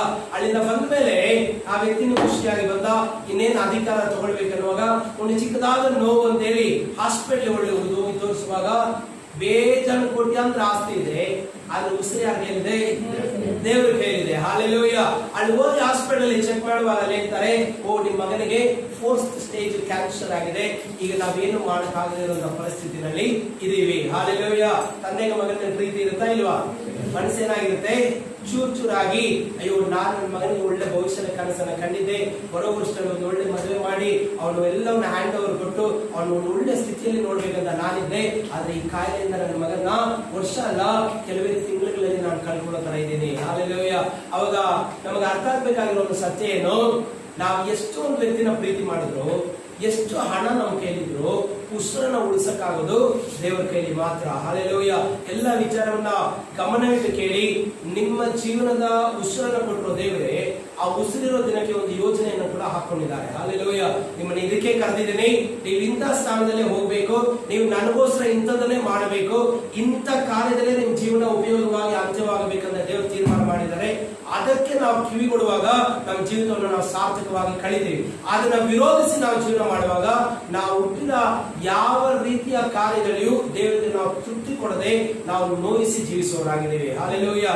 ಒಂದು ಸರಿ ನಿಮ್ಮ ಮನಸ್ಸನ್ನ ಪ್ರಶ್ನೆ ಮಾಡಿ ನೋಡ್ಕೊಳ್ಳಿ. ನಿಮ್ಗೊಂದು ಒಳ್ಳೆ ಮಗನೋ ಒಂದು ಒಳ್ಳೆ ಮಗಳು ಮಕ್ಕಳಿರುವಾಗ ನೀವು ಹುಟ್ಟಿದಾಗಲಿಂದ ಅವ್ರ ಬಗ್ಗೆ ಏನನ್ನ ಕನಸುಗಳಲ್ಲಿ ನಡೀತೀರಾ, ಕಷ್ಟಪಟ್ಟು ನೀವು ತ್ಯಾಗ ಮಾಡಿ ನಿಮ್ಮ ಆಸೆಗಳನ್ನೆಲ್ಲ ಪಕ್ಕ ಇಟ್ಟು ಅವ್ರಿಗೋಸ್ಕರ ನೀವು ಶ್ರಮ ಪಟ್ಟು ಅವ್ರನ್ನ ಸಾಕುವಾಗಲೇ ನಿಮ್ಮ ಮನಸ್ಸಲ್ಲಿ ಒಂದು ಯೋಜನೆ ಇರುತ್ತೆ. ಇವನು ದೊಡ್ಡವನಾಗಿ ಹೀಗೆ ಆಗ್ಬೇಕು, ಒಂದು ಡಾಕ್ಟರ್ ಆಗ್ಬೇಕು, ಒಂದು ಇಂಜಿನಿಯರ್ ಆಗ್ಬೇಕು, ಒಂದು ಒಳ್ಳೆ ಮನೆಯಲ್ಲಿ ಇರಬೇಕು, ಉನ್ನತವಾಗಿ ಒಂದು ಒಳ್ಳೆ ಸಭ್ಯವಾಗಿ ಸಮಾಜದಲ್ಲಿ ಒಳ್ಳೆ ಹೆಸರು ಗಳಿಸ್ಬೇಕಂತ. ಅವನೇನಾದ್ರೂ ನಿಮ್ಮ ಮಾತನ್ನ ಮೀರಿ ನಡೆದು ಬುದ್ಧಿ ಇಲ್ದಿರೋವರೆಗೂ, ಅಂದ್ರೆ ವಯಸ್ಸಲ್ಲಿ ಒಳ್ಳೆ ಮೆಚುರಿಟಿಗೆ ಬರೋವರೆಗೂ ನೀವು ಹೇಳಿದಾಗೆಲ್ಲ ಕೇಳಿ ಆನಂತರದಲ್ಲಿ ನಿಮ್ಮ ಮಾತಿಗೆ ಕಿವಿಗೊಡದಿರಾ ನಿಮ್ಮ ಆಸೆ ನಿಮ್ಮ ಇಷ್ಟಗಳನ್ನ ವಿರೋಧಿಸಿ ತಪ್ಪಾದ ದಾರಿ ಹೋಗುವಾಗ ನಿಮ್ಮ ಮನಸ್ಸು ಏನಾಗುತ್ತೆ, ಪಶ್ಚಾತ್ತಾಪ ಪಟ್ಟು ಇಂಥ ಮಕ್ಕಳು ನನಗೆ ಇರೋದಕ್ಕಿಂತ ಇಲ್ಲದಿದ್ರೇನೆ ಚೆನ್ನಾಗಿತ್ತು ಏನೋ, ಅವನ ಕಷ್ಟವನ್ನು ನೋಡೋದು ಕಷ್ಟನೇ, ಅದೇ ತರ ನನ್ನ ಆಸೆಗಳನ್ನು ಅವನೇನ್ ಮಾಡಿದಾನೆ, ಎಲ್ಲವನ್ನ ತುಳಿದು ಹಾಕ್ಬಿಟ್ಟಿದ್ದಾನೆ. ಹಾಲೆಲೂಯ. ಇವತ್ತು ದೇವರು ನಿಮಗೋಸ್ಕರ ಏನ್ ಮಾಡಿದ್ದಾರೆ, ಬೈಬಲ್ ವಾಕ್ಯ ಹೇಳಿದೆ, ನಿನ್ನ ತಾಯಿ ಗರ್ಭದಲ್ಲಿ ಪಿಂಡವಾಗಿರುವಾಗಲೇ ನಿನ್ನ ಎಲುಬುಗಳನ್ನ ನನ್ನ ಕೈ ರೂಪಿಸಿದೆ. ಹಾಲೆಲೂಯ. ನಿಮ್ಮ ತಾಯಿ ತಂದೆ ನಿಮಗೆ ಹೆಸರಿಡಕ್ಕೆ ಮುಂಚೆ ದೇವರು ನಿಮಗೆ ಹೆಸರಿದ್ದಾರೆ. ಯೆರೆಮೀಯ ಪ್ರವಾದನೆ ಗ್ರಂಥದಲ್ಲಿ ನಾವು ನೋಡ್ತೀವಿ, ನಿನ್ನನ್ನು ನಾನು ಏನ್ ಮಾಡಿದ್ದೀನಿ, ಎಲ್ಲಗಳು ನಿನ್ನ ಎಲುಬುಗಳನ್ನ ನನ್ನ ಕೈ ರೂಪಿಸಿದೆ. ಅದೇ ತರ ನಿನ್ನನ್ನು ನಾನು ಹೆಸರಿಡಿದು ತಾಯಿ ಗರ್ಭದಲ್ಲೇ ಕರೆದು ಒಂದು ಒಳ್ಳೆ ಕಾರ್ಯಕ್ಕಾಗಿ ಪ್ರವಾದಿಯಾಗಿ ನಾನು ಪ್ರತ್ಯೇಕಿಸಿದ್ದೀನಿ. ಆಮೇಲೆ ಇನ್ನೊಂದು ವಾಕ್ಯ ಇರುತ್ತೆ, ನಿನಗೆ ನಾನು ಏನ್ ಮಾಡಿದ್ದೀನಿ, ನಿನ್ನ ಮುಂದಿನ ಜೀವನಕ್ಕಾಗಿ ಎಲ್ಲಗಳೂ ನಾನು ನಿನಗೋಸ್ಕರ ಮಾಡಿಕೊಂಡಿರೋ ಹಿತವಾದ ಸಂಕಲ್ಪಗಳನ್ನ ನಾನೇ ಬಲ್ಲೆನೋ, ಅದು ನಿನಗೆ ಗೊತ್ತಿಲ್ಲ. ಹಾಲೆಲೂಯ. ಎಷ್ಟು ಜನ ನಂಬ್ತೀರಾ ದೇವರು ನಿಮ್ಮನ್ನು ಪ್ರೀತಿಸ್ತಾರೆ? ಆಮೆನ್. ಈಗ ನನಗೊಂದು ಪ್ರಶ್ನೆಗೆ ಉತ್ತರ ಹೇಳಿ, ನಿಮ್ಮ ಆಲೋಚನೆ ಒಳ್ಳೇದಾ, ದೇವರ ಆಲೋಚನೆ ಒಳ್ಳೇದಾ? ನೀವು ನಿಮ್ ತರ ನಡ್ಕೊಳ್ತಾ ಇದ್ದೀರಾ, ದೇವ್ರು ಬೇಕಾದ ತರ ನಡ್ಕೊಳ್ತಾ ಇದ್ದೀರಾ? ಅವಾಗ ನೀವೇನನ್ಬೇಕು, ನಿಮ್ಮನ್ನ ಒಂದ್ಸರಿ ನಾವು ಪ್ರಶ್ನೆ ಮಾಡ್ಕೊಳ್ಬೇಕು. ಹಾಲೆಲೂಯ. ನಮಗ್ ಗೊತ್ತು ದೇವ್ರು ಒಳ್ಳೆಯವರು, ನಮಗ್ ಗೊತ್ತು ದೇವರಷ್ಟು ಚೆನ್ನಾಗಿ ನಮ್ಮ ಬಗ್ಗೆ ಒಳ್ಳೆ ಯೋಚನೆ ಮಾಡೋರು ಯಾರಿಲ್ಲ, ಅವರಷ್ಟು ಶಕ್ತಿ ನಮ್ಮ ಜೀವಿತವನ್ನ ಕಾಪಾಡಕ್ಕೆ ಬೇರೆ ಯಾರಿಗೂ ಇಲ್ಲ. ಅದು ಗೊತ್ತಿದ್ದು ಕೂಡ ನಾವೇನ್ ಮಾಡ್ತಾ ಇದೀವಿ, ಎಲ್ಲೋ ಒಂದ್ ಕಡೆ ಅವ್ರನ್ನ ಮೀರಿ ಮೊಂಡಾದ ಸ್ವಭಾವದಿಂದ ನಮ್ಮ ಆಸೆ ನಮ್ಮ ಇಚ್ಛೆಗಳಿಗೋಸ್ಕರ ದೇವರ ಕಾರ್ಯವನ್ನು ನಾವು ಪಕ್ಕ ತಳ್ತಾ ಇದೀವಿ. ಹಾಲೆಲೂಯ. ಏನ್ ಹೇಳ್ತಾರೆ ನಾವು ದೇವರ ವಾಕ್ಯವನ್ನು ನೋಡೋಣ. 1 ಪೂರ್ವಕಾಲ ವೃತ್ತಾಂತ 29ನೇ ಅಧ್ಯಾಯ 11-12 ನಾವು ಓದೋಣ ಫಾಸ್ಟ್ ಆಗಿ. ಯೆಹೋವ ಮಹಿಮಾ ಪ್ರತಾಪ ವೈಭವ ಪರಾಕ್ರಮ ಪ್ರಭಾವಗಳು ನಿನ್ನವು, ಭೂಮ್ಯಾಕಾಶಗಳಲ್ಲಿರುವುದೆಲ್ಲ ನಿನ್ನದೇ. ಆಮೆನ್. ಹಾಲೆಲೂಯ. ಎಲ್ಲ ಸೃಷ್ಟಿಯು ಅವರದೇ, ಭೂಮಿಯಲ್ಲಿರುವ ಎಲ್ಲ ಅವ್ರ ಹಿಡಿತದಲ್ಲಿದೆ. ಅವ್ರು ಯಾರನ್ನ ರಾಜ ಮಾಡ್ಬೇಕು ಅನ್ಕೊಳ್ತಾರೋ ಅವ್ರನ್ನ ಅರಸನಾಗಿ ಮಾಡ್ತಾರೆ, ಯಾರನ್ನ ತಳ್ಳಬೇಕೋ ಅರಸನ ಅವ್ರು ತಳ್ಳಾಕ್ತಾರೆ. ಬಡವರನ್ನ ಶ್ರೀಮಂತನಾಗಿ ಮಾಡುವುದಕ್ಕೂ ಶ್ರೀಮಂತನನ್ನ ಬಡವನಾಗಿ ಮಾಡುವುದಕ್ಕೂ, ಮುಗಿದೋದ ಆಯುಷನ್ನ ತಿರುಗಿ ಅದನ್ನ ವಿಸ್ತರಿಸಿ ಹೆಚ್ಚಿಸುವುದಕ್ಕೂ, ಇಲ್ಲದನ್ನ ಇರುವುದಾಗಿ ಕರೆಯುವುದಕ್ಕೂ ಅವರೊಬ್ಬರೇ ಶಕ್ತರಾಗಿದ್ದಾರೆ. ಹಾಲೆಲೂಯ. ಎಲ್ಲ ಕೈಗಳನ್ನು ತಟ್ಟಿ ಯೇಸುವನ್ನ ಮಹಿಮೆಪಡಿಸಿ ನಾವೇನನ್ನು ತಿಳ್ಕೊಳ್ಬೇಕು, ನಮ್ಮ ಆಲೋಚನೆಗಿಂತ ಅವರ ಆಲೋಚನೆ ಶ್ರೇಷ್ಠವಾಗಿದೆ, ನಮ್ಮ ಶಕ್ತಿಗಿಂತ ಅವರ ಶಕ್ತಿ ಶ್ರೇಷ್ಠವಾಗಿದೆ. ನೀವು ಎಷ್ಟು ನಿಮ್ಮ ಮಕ್ಕಳನ್ನ ಪ್ರೀತಿಸಿದ್ರು, ನಿಮ್ಮ ಮಕ್ಕಳು ನಿಮ್ಮನ್ನ ಎಷ್ಟು ಪ್ರೀತಿಸಿದ್ರು, ನೀವು ಸುತ್ತಮುತ್ತ ಇರುವ ಜನಗಳು ಎಷ್ಟು ನಿಮ್ಮನ್ನ ಗೌರವಿಸಿ ಆದರಣೆಯಾಗಿ ಕಂಡ್ರು, ನಿಮ್ಮ ನೋವನ್ನು ಅವ್ರು ಹೊಚ್ಕೊಳ್ಳೋದಕ್ಕೆ ಸಾಧ್ಯ ಇಲ್ಲ, ನಿಮ್ಮ ಕಷ್ಟವನ್ನ ಅವ್ರು ಅನುಭವಿಸುವುದಕ್ಕೆ ಸಾಧ್ಯ ಇಲ್ಲ. ನೀವು ಹಾಸ್ಪಿಟಲ್ ಅಡ್ಮಿಟ್ ಆಗುವಾಗ ಪಕ್ಕದಲ್ಲಿ ನಿಂತ್ಕೊಂಡು ಅಯ್ಯೋ ನಿಮ್ಗೆ ಈಗ ಆಗ್ಬಾರ್ದಾಗಿತ್ತು, ತುಂಬಾ ನೋಡ್ತಾ ಇದೆಯಾ, ಸ್ವಲ್ಪ ಹೊತ್ತಿಗೆ ಸರಿ ಹೋಗುತ್ತೆ, ಚೆನ್ನಾಗಾಗುತ್ತೆ, ಇಷ್ಟು ಹೇಳ್ತಾರೆ ಹೊರತು ನಿಮ್ಮ ನೋವನ್ನ ನೀವೇ ಅನುಭವಿಸಬೇಕು ಹೊರತು ಯಾವ ಮನುಷ್ಯನು ಅದನ್ನ ತಗೊಳ್ಳೋದಕ್ಕೆ ಸಾಧ್ಯ ಇಲ್ಲ. ಆದ್ರೆ ಬೈಬಲ್ ವಾಕ್ಯ ಹೇಳುತ್ತೆ, ನಮ್ಮ ಪಾಪಗಳಿಗಾಗಿ ಅವರು ಬಲಿಯಾಗಿದ್ದಾರೆ, ನಮ್ಮ ಬೇನೆಯನ್ನ ಅವರು ಹೊತ್ಕೊಂಡಿದ್ದಾರೆ, ಅವರು ಬಡವರಾಗಿ ನಮಗೆ ಸಾಹುಕಾರತನವನ್ನು ಕೊಟ್ಟಿದ್ದಾರೆ, ಅವರು ಎಲ್ಲರಲ್ಲಿ ಅವಮಾನ ಪಟ್ಟು ನಮ್ಮನ್ನ ಸನ್ಮಾನಕ್ಕೆ ನಡೆಸುವವರಾಗಿದ್ದಾರೆ, ನಮ್ಮ ಬಾಧೆಯಲ್ಲಿ ಅವರು ಪಾಲುಗಾರರಾಗಿದ್ದಾರೆ. ಹಾಲೆಲೂಯ. ಇವಾಗ ಹೇಳಿ, ಯಾರು ಹೇಳಿದಂಗೆ ನಾವು ಕೇಳ್ತಾ ಇದೀವಿ? ನಾವು ಯಾರಿಗೋಸ್ಕರ ಜೀವನ ಮಾಡ್ತಾ ಇದೀವಿ? ನಾವು ಯಾರ ಮಾತಿಗೆ ಬೆಲೆ ಕೊಡ್ತಾ ಇದೀವಿ? ಅದರಿಂದಲೇ ನಾವು ದೇವರ ಪ್ಲಾನ್ ಪ್ರಕಾರವಾಗಿ ಅವರ ಯೋಚನೆ ಪ್ರಕಾರವಾಗಿ ಕ್ರಮಪಡಿಸಿಕೊಳ್ಳದಿರೋದ್ರಿಂದ ನಮ್ಮ ಯೋಜನೆಗಳಲ್ಲಿ ಸಾಕಾರ ಆಗೋದಕ್ಕೆ ನಮ್ಮ ಕೈಲಿ ಸಾಧ್ಯ ಆಗ್ತಾ ಇಲ್ಲ. ಹಾಲೆಲೂಯ. ಎಲ್ಲ ನಿಮ್ಮ ಬಲದ ಕೈ ಮೇಲೆ ತೇಲಿ ಇವತ್ತಿನಿಂದ ನಾನು ಅಂದ್ಕೊಂಡಾಗಲ್ಲ, ನನ್ನ ಕರೆದಿರೋ ದೇವರು ಅಂದ್ಕೊಂಡ ಹಾಗೆ ನಾನು ಜೀವಿಸ್ತೀನಿ. ಹಾಲೆಲೂಯ. ಆಮೆನ್. ಎಷ್ಟು ಹಂಗೆ ಮಾಡ್ತೀರಾ? ಆಮೆನ್. ನಾವಾಗಿ ಮುಂದೆ ವಾಕ್ಯ ಓದೋಣ. ಎಲ್ಲ ಯೆರೆಮೀಯ 32:27 ನಾವು ಓದೋಣ. ಯೆರೆಮೀಯ 32ನೇ ಅಧ್ಯಾಯ 27. ಹಾಗಾದ್ರೆ ಈ ವಾಕ್ಯ ಓದಕ್ಕೆ ಮುಂಚೆ ಒಂದು ಕ್ವಶನ್, ಎಷ್ಟು ಜನ ಇವತ್ತಿನ ದೇವ್ರ ಪ್ರಕಾರ ನಡ್ಕೊಳ್ತಾರೆ? ಮೊಂಡೆತನ ಇಲ್ಲವೇ ಇಲ್ಲ. ಏನ್ ದೇವ್ರು ಹೇಳ್ತಾರೋ ಅದಕ್ಕೆ ನಾನು ಸಂಪೂರ್ಣವಾಗಿ ವಿಧೇಯನಾಗ್ತೀನಿ. ಒಂದ್ ಸ್ವಲ್ಪ ಕೂಡ ನನ್ನಲ್ಲಿ ಅಹಂಕಾರ ಇರಲ್ಲ, ಯಾವುದ್ರಲ್ಲೂ ದೇವ್ರ ಮಾತಿಗೆ ಎದುರಾಗಿ ನಾನು ಮಾತಾಡಲ್ಲ. ಕಾರಣನ ಕೊಡೋದೇ ಇಲ್ಲ. ಎಷ್ಟು ಜನಕ್ಕೆ ಈ ಅಭ್ಯಾಸ? ಮಾಡ್ಬೇಕಂತಲೇ ಇದೆ, ಆದ್ರೆ ಇದೊಂದು ಆಗೋಯ್ತು. ಏನ್ ಹೇಳಿ? ಅದಕ್ಕೆ ನಾನು ಯಾವಾಗಲೂ ಹೇಳ್ತೇನೆ, ಕಾರಣ ಹೇಳೋನು ಅವ್ನು ಕ್ರಿಸ್ತನೇ ಇಲ್ಲ. ಹಲ್ಲೆಲೂಯಾ. ಕ್ರಿಸ್ತರಾಗಿರೋರು, ದೇವರ ಮಕ್ಕಳಾಗಿರೋರು ಕಾರಣ ಹೇಳಲೇಬಾರ್ದು. ನಾವು ದೇವ್ರ ವಾಕ್ಯ ನೋಡುವಾಗ ದೇವ್ರ ವಾಕ್ಯ ಹೇಳುತ್ತೆ, ಸೌಲನು ದಾವೀದನ ಇಬ್ರು ಹೋಲಿಕೆ ತಗೊಳ್ಳುವಾಗ ಹೆಚ್ಚು ಪಾಪ ಮಾಡಿದ್ದು ದಾವೀದನು. ಆದ್ರೆ ಸೌಲನ ಕಾರ್ಯದಲ್ಲಿ ಪಾಪ ಅಂತ ಎಣಿಸಲ್ಪಟ್ಟಿದ್ದು ಯಾವುದು? ಅವಿಧೇ. ನೀನು ಹೋಗಿ ಎಲ್ಲರನ್ನ ಕೊಂದುಬಿಟ್ಟು ಬಾ, ಅಲ್ಲಿ ಏನು ಉಳಿಸ್ಬೇಡ ಅಂತ ದೇವರು ಹೇಳಿದ್ರೆ, ಇಲ್ಲ ದೇವರೇ ನಿನಗೆ ಯಜ್ಞ ಅರ್ಪಿಸೋದಕ್ಕೋಸ್ಕರ ಕೊಬ್ಬಿದ ಕುರಿಗಳನ್ನು ನಾನು ತಂದಿದ್ದೀನಿ. ದೇವರು ಹೇಳ್ತಾರೆ, ವಿಧೇಯತ್ವನೇ ನನಗೆ ಇಷ್ಟವಾದ ಯಜ್ಞ, ನೀನು ಕೊಡುವ ಕಾಣಿಕೆಗಳಲ್ಲಿ ನನಗೆ ಇಷ್ಟ ಇಲ್ಲ. ಹಲ್ಲೆಲೂಯಾ. ಅದೇ ತರ ಇನ್ನೊಂದು ಜಾಗದಲ್ಲಿ ಹೋಗಿ ನೋಡ್ತೀವಿ, ಸೌಲನು ಎಲ್ಲದಕ್ಕೆ ಸಿದ್ಧವಾಗಿದ್ದಾನೆ, ಆಲ್ರೆಡಿ ಅವನಿಗೆ ತಿಳಿಸಲ್ಪಟ್ಟಿದೆ. ಆ ಜಾಗಕ್ಕೆ ಸಮುವೇಲ್ ಬರ್ತಾರೆ. ಹಲ್ಲೆಲೂಯಾ. ಅದು ಇವೇನ್ ಮಾಡ್ತಾನೆ, ಅಲ್ಲಿರೋ ವಾತಾವರಣಕ್ಕೆ ಭಯಪಟ್ಟು ಸಮುವೇಲನ ಕೆಲಸನ ಸೌಲ್ ಮಾಡ್ತಾನೆ. ಕೇಳಿದ ಪ್ರಶ್ನೆಗೆ ಉತ್ತರ ಏನು? ನೀನ್ ಮಾಡಿದ್ದೇನೆ ಸೌಲ್ ಅಂದ್ರೆ, ನೀನ್ ಬಂದಿದೆ ಲೇಟು, ನೀನ್ ಬರದಿರೋದ್ರಿಂದ ನಾನು ಇದನ್ನ ಮಾಡಿದೆ. ಹಲ್ಲೆಲೂಯಾ. ನೀವು ದೇವರಿಗೆ ಕೊಡೋ ಉತ್ತರ ನಿಮ್ಮ ಮನಸ್ಸಿನ ಕಠಿಣತ್ವನೇ ನಿಮ್ಮ ಜೀವನದ ಆಶೀರ್ವಾದಗಳ ನಿಮ್ಮಿಂದ ತಪ್ಪಿಸ್ಬಿಡುತ್ತೆ. ಅವಾಗ ಸಮುವೇಲ್ ಹೇಳ್ತಾರೆ, ದೇವರಿಗೆ ನೀನ್ ಪ್ರಿಯವಾಗಿ ನಡ್ಕೊಳ್ದಿರೋದ್ರಿಂದ ನಿನ್ನ ದೇವರ ಅನುಷ್ಠಾನದಿಂದ ತಳ್ಳಿಬಿಟ್ಟಿದ್ದಾರೆ. ಆದ್ರೆ ದಾವೀದನ ಹೇಳ್ತಾನೆ, ದಾವೀದನ ಹತ್ರ ಬಂದು ಅವನು ಭಯಂಕರವಾದ ಪಾಪ ಮಾಡುವಾಗ ಪ್ರವಾದಿ ಕೇಳುವಾಗ ತಕ್ಷಣ ಅವನ ಬಾಯಲ್ಲಿ ಮಾತು ಬರುತ್ತೆ, ಹೌದು ನಾನು ಕುರುಕನಾಗಿ ಕುರಿ ಕಾಯ್ಕೊಂಡಿದ್ದೆ, ನನ್ನ ಉನ್ನತ ಸ್ಥಿತಿಗೆ ಎತ್ತಿದ ದೇವರಿಗೆ ನಾನು ದ್ರೋಹ ಮಾಡಿದ್ದೀನಿ, ನನ್ನ ತಪ್ಪಿಗೆ ನಾನು ಕ್ಷಮೆ ಕೇಳ್ತೀನಿ. ಹಲ್ಲೆಲೂಯಾ. ದೇವರು ತಪ್ಪಂದ್ರೆ ಅದು ತಪ್ಪೇ. ನೀನ್ ಪಾಪ ಮಾಡಿದ್ಯಾ ಅಂದ್ರೆ, ಹೌದು ನಾನು ಪಾಪ ಮಾಡಿದ್ದೀನಿ, ನನ್ನ ಕ್ಷಮಿಸಿ ಅನ್ಬೇಕು ಹೊರತು ನಾನು ದೇವರ ಹತ್ರ ಕಾರಣ ಕೊಡೋದಕ್ಕೆ ಸಾಧ್ಯ ಇಲ್ಲ, ನಾನು ವಾದ ಮಾಡೋದಕ್ಕೆ ಸಾಧ್ಯ ಇಲ್ಲ, ನಾನು ದೇವರಿಗೆ ಎದುರು ತಿರುಗಿ ಹೇಳೋದಕ್ಕೆ ಸಾಧ್ಯ ಇಲ್ಲ. ನೀವು ಎಷ್ಟು ವಿಧೇಯತ್ವದಲ್ಲಿ ದೇವರನ್ನ ಮೆಚ್ಚಿಸ್ತೀರೋ ಅಷ್ಟು ಶ್ರೇಷ್ಠವಾದ ಕಾರ್ಯವನ್ನು ದೇವರಿಂದ ನೀವು ಪಡ್ಕೊಳ್ಳುವರಾಗಿದ್ದೀರಾ. ಆಮೆನ್. ನಾವು ಓದೋಣ ವಾಕ್ಯ ಏನ್ ಹೇಳ್ತಂತ. ಇಗೋ ನಾನು ಯೆಹೋವನು, ನರಪ್ರಾಣಿಗಳಿಗೆಲ್ಲ ದೇವರು, ನನಗೆ ಅಸಾಧ್ಯವಾದದ್ದುಂಟೋ. ಹಲ್ಲೆಲೂಯಾ. ಇದುವರೆಗೂ ನಿಮ್ ಟ್ಯಾಲೆಂಟ್ ಎಲ್ಲ ಉಪಯೋಗಿಸಿ, ನಿಮ್ಗೆ ಗೊತ್ತಿರೋರ ಸಹಾಯ ಎಲ್ಲ ಕೇಳಿ, ನೀವು ಏನೇನ್ ಸಾಧ್ಯ ಆಗುತ್ತೆ ಅದೆಲ್ಲ ಮಾಡಿ ನಿಮ್ಮ ಆಸೆಗಳು ಪೂರೈಸಿಕೊಳ್ಳಲು ಆಗದಿರ ನೀವು ಇರ್ಬೋದು, ನಿಮ್ ಜೀವನ ಸರಿಯಾದ ಸ್ಥಿತಿಗೆ ಬಂದಿದ್ದೀರ ಇರ್ಬೋದು. ಇವತ್ತು ದೇವರು ಒಂದು ಚಾಯ್ಸ್ ಅನ್ನ ನಿಮಗೆ ಕೊಡ್ತಾ ಇದ್ದಾರೆ. ಇದುವರೆಗೂ ನಿನಗೆ ಏನಾಗಿಲ್ವೋ, ಒಂದು ವೇಳೆ ನಿನಗೆ ಶತ್ರುಗಳು ಜಾಸ್ತಿ ಇರ್ಬೋದು, ನೀನು ಅಭಿವೃದ್ಧಿ ಆಗೋ ಕಾರ್ಯಕ್ಕೆ ನಿನಗೆ ದೃಷ್ಟಿ ಹಾಕಿಯೋ, ನಿನಗೆ ನೀವು ಹೇಳೋ ಕಾರಣಗಳ ಪ್ರಕಾರ ಮಾಟಮಂತ್ರ ಮಾಡಿನೋ, ಮತ್ತೊಂದು ಕಾರಣದಿಂದಲೋ ನಾನು ಅಭಿವೃದ್ಧಿ ಆಗಕ್ಕೆ ಬಿಡ್ತಾ ಇಲ್ಲ. ನಾನು ತುಂಬಾ ದಿನ ಪ್ರಯತ್ನ ಮಾಡಿದ್ದೀನಿ, ನನ್ನ ಜೀವನದಲ್ಲಿ ಬದಲಾವಣೆ ಕಾಣಿಸ್ತಾ ಇಲ್ಲ. ನನಗೆ ಈ ಕಷ್ಟ ಕಣ್ಣೀರು ಬಿಟ್ರೆ ಒಂದು ದಿನನೂ ಸಮಾಧಾನ ನನ್ನ ಜೀವನದಲ್ಲಿ ಬಂದೇ ಇಲ್ಲ.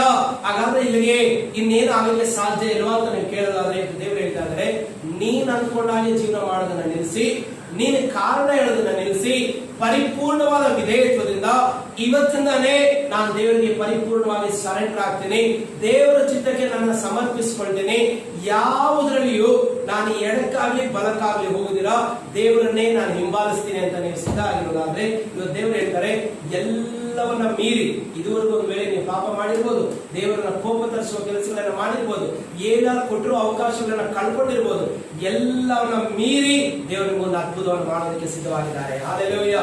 ಇಷ್ಟು ಜನ ನೀವು ಸಿದ್ಧವಾಗಿದ್ದೀರಾ? ದೇವರು ಕೇಳ್ತಾ ಇದ್ದಾರೆ, ನನಗೆ ಅಸಾಧ್ಯವಾದದ್ದು ಉಂಟಾ? ಈಗ ದೇವರು ನಿಮಗೆ ಆ ಕ್ವಶನ್ ಕೇಳುವಾಗ ನಿಮ್ಮ ಆನ್ಸರ್ ಏನು? ದೇವ್ರ ಕೈಯಲ್ಲಿ ನಿಮ್ ಸಾಲ ತೆಗಿಯಕ್ಕಾಗಲ್ವಾ? ದೇವ್ರ ಕೈಯಲ್ಲಿ ನಿಮ್ ವ್ಯಾಧಿಯನ್ನ ತೀರ್ಸಕ್ಕಾಗಲ್ವಾ? ಡಾಕ್ಟ್ರು ನಿಮ್ ರಿಪೋರ್ಟ್ ಅನ್ನ ಎಲ್ಲರಲ್ಲಿ 0 ಮಾಡಿದ್ರು, ಇನ್ ಮುಂದೆ ನೀವು ಬದುಕಕ್ಕೆ ಸಾಧ್ಯ ಇಲ್ಲ, ನಿಮ್ಗೆ ಈ ತರ ಆಗಿದೆ, ನಿಮ್ಗೆ ಆ ತರ ಕಾಯಿಲೆ ಇದೆ, ನಿಮ್ಗೆ ಜೀವಮಾನ ಎಲ್ಲ ಇದರಲ್ಲಿ ನರಳಬೇಕು ಅಂತ ಹೇಳಿದ್ರು ಕೂಡ ದೇವ್ರ ಮನಸ್ಸು ಮಾಡಿದ್ರೆ ನಿಮ್ಗೆ ಗುಣ ಮಾಡಕ್ಕಾಗಲ್ವಾ? ಇಷ್ಟು ವರ್ಷದಿಂದ ನಿಮ್ಮ ಕೈಲಿ ಮಾಡಕ್ಕಾಗದಿರೋ ಕಾರ್ಯನ ಇವತ್ತು ನೀವು ನಂಬೋದಾದ ದೇವ್ರ ನಿಮ್ಮ ಜೀವನದಲ್ಲಿ ಮಾಡೋರಾಗಿದ್ದಾರೆ. ಆದ್ರೆ ಅದಕ್ಕೆ ನೀವು ಮಾಡ್ಬೇಕಾಗಿರೋ ಕೆಲಸ, ಪೂರ್ಣವಾಗಿ ದೇವ್ರ ಮಾತಿಗೆ ನಾನು ಬೆಲೆ ಕೊಡ್ತೀನಿ, ಅವ್ರು ಏನ್ ಹೇಳ್ತಾರೋ ಅದನ್ನ ಕಾರಣ ಕೊಡದ್ರೆ ಕ್ರಮವಾಗಿ ನಾನು ಮಾಡ್ತೀನಿ. ಇವತ್ತಿಂದ ನಾನು ಅಂದ್ಕೊಂಡಾಗಿ ಜೀವನ ಮಾಡ್ಬೇಕಂತ ದೇವರ ಹತ್ರ ಬರಲ್ಲ, ಅವ್ರು ಅಂದ್ಕೊಂಡಾಗಿ ನಾನು ಜೀವಿಸ್ತೀನಿ ಅಂತ ನಾನು ಒಪ್ಪಿಸ್ಕೊಡ್ತೀನಿ. ಹಲ್ಲೆಲೂಯಾ. ಎಷ್ಟು ಜನ ರೆಡಿ ಆಗಿದ್ದೀರಾ? ನಡೆಯುತ್ತಾ? ಕುದುರೆ ನೋಡಿದಿರಾ? ಹೆಂಗಿರುತ್ತೆ ಕುದುರೆ? ಓಡಕ್ಕೆ ಶಕ್ತಿ ಇರುತ್ತೆ ಅಲ್ವಾ? ಕೂತ್ಕೊಂಡ್ರೆ ಕರ್ಕೊಂಡು ಹೋಗೋದಾ ಕರ್ಕೊಂಡು ಹೋಗಲ್ಲ? ಈಗ ನಿಮ್ಗೊಂದು ಕ್ವಶನ್ ಕೇಳ್ತೀನಿ, ಕುದುರೆ ಮೇಲೆ ಕೂತ್ಕೊಂಡ್ರೆ ಅದು ನಿಮಗ್ ಬೇಕಾಗಿದ್ದ ಜಾಗ ಕರ್ಕೊಂಡು ಹೋಗುತ್ತಾ, ಅದಕ್ಕೆ ಬೇಕಾಗಿದ್ದ ಜಾಗ ಕರ್ಕೊಂಡು ಹೋಗುತ್ತಾ? ನೀವು ಆನ್ಸರ್ ಹೇಳೋದ್ರಲ್ಲಿ ವೀಕ್. ಅದು ಯಾವ ತರ ಕುದುರೆ ಅನ್ನೋದ್ರ ಮೇಲೆ ಡಿಪೆಂಡ್ ಆಗುತ್ತೆ. ಕರೆಕ್ಟ್ ಅಲ್ಲ? ಆ ಕುದುರೆ ಕಣ್ಣನ್ನ ಮುಚ್ಚಿಬಿಟ್ಟು ಕಡಿವಾಣ ಹಾಕಿ ಮೇಲಿರೋನು ಲಗಾಮ್ ಇಟ್ಕೊಂಡ್ರೆ ನನಗ್ ಬೇಕಾಗಿರೋ ಜಾಗಕ್ಕೆ ನನಗ್ ಬೇಕಾಗಿರೋ ಟೈಮ್ಗೆ ಕುದುರೆ ನನ್ನ ಕರ್ಕೊಂಡು ಹೋಗುತ್ತೆ. ಆ ಕುದುರೆ ಕಣ್ಣ ಬಿಟ್ಬಿಟ್ಟು ನಾನು ಅದ್ರ ಮೇಲೆ ಕೂತ್ಕೊಂಡ್ರೆ ಅದಕ್ಕೆ ಇಷ್ಟ ಬಂದಿರೋ ಜಾಗದಲ್ಲಿ ನುಗ್ಗಿ ಅದಕ್ಕೆ ಬೇಕಾಗಿರೋ ಜಾಗದಲ್ಲಿ ನನ್ನ ತಗೊಂಡೋಗಿ ಬಿಸಾಕ್ತೆ. ಏನಾದ್ರು ಅರ್ಥ ಆಗ್ತಾ ಇದೆಯಾ? ಈಗ ನಿಮ್ ಜೀವನದ ಮೇಲೆ ನೀವೇ ಆಸೆ ಪಟ್ಟಾಗಿ ಜೀವನ ಮಾಡ್ಬೇಕು ಅನ್ಕೊಂಡು ಜೀವನ ಮಾಡಿದ್ರೆ ನೀವು ಹುಚ್ಚು ಕುದುರೆಗೆ ಸಮಾನ. ಕೇಳಿದ್ರೆ ಹುಚ್ಚು ಕುದುರೆ ಕತೆ ಏನ್ ಮಾಡ್ತಾರೆ? ಅದ್ಮೇಲೆ ಕೂತ್ಕೊಂಡು ನಿಂತ್ಕೊಳ್ತಾ ಅದು ಏನ್ ಮಾಡುತ್ತೆ? ಅದಕ್ಕೆ ಎಷ್ಟು ದೂರ ಸಾಧ್ಯನೋ, ಯಾವ ದಿಕ್ಕಿಗೆ ಸಾಧ್ಯನೋ ಅಷ್ಟು ದೂರ ಓಡಿ ಯಾವ್ದನ್ನ ಹಳ್ಳ ಸಿಕ್ಕಷ್ಟಲ್ಲಿ ನೀವು ಅಲ್ಲಿ ತಳ್ಳಿಬಿಟ್ಟು ದೊಡ್ಡ ಅದನ್ನ ನಂಬಿ ಕೂತ್ಕೊಂಡು ನನಗೆ ಏನಾಗುತ್ತೆ? ಕೈಯ ಕಾಲು ಮುರಿಯುತ್ತೆ. ಆದ್ರೆ ನಿಮ್ಮ ಜೀವನಕ್ಕೆ ನನ್ನ ನಡ್ಸಕ್ ಒಬ್ರು ಬೇಕು, ನನಗೆ ಓಡಕ್ ಶಕ್ತಿ ಇದೆ, ಓಡ್ಬೇಕಾಗಿರೋ ದಾರಿ ನನಗೆ ಗೊತ್ತಿಲ್ಲ. ನಾನು ನಿಗದಿಯಾದ ಸಮಯದಲ್ಲಿ ಪಕ್ಕದವ್ರಿಗೆ ಹೇಳಿ ನನ್ನ ಆಯಸ್ಸು ಕಮ್ಮಿ, ಕೈ ಎಷ್ಟೊಂದು ಆಯಸ್ಸು 70 ವರ್ಷ, ಅಲ್ಲ ಹೆಚ್ಚಿದ್ರೆ 80 ವರ್ಷ. ಇಲ್ಲಿಗೆ ನಾನು ಮುಗಿದೋಗಲ್ಲ, ಇಲ್ಲಿ ಸತ್ ಮೇಲೆ ನನ್ನೊಂದು ಜೀವನ ಇದೆ.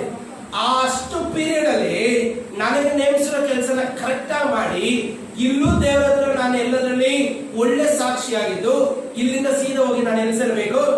ಅವ್ರು ನಿಗದಿ ಮಾಡುವ ಸ್ಥಳಕ್ಕೆ ಸೇರ್ಬೇಕು. ನನಗಿರೋ ಟೈಮು ತುಂಬಾ ಕಮ್ಮಿ. ಅವಾಗ ನಿಮ್ಗೆ ಯಾರು ಬೇಕು?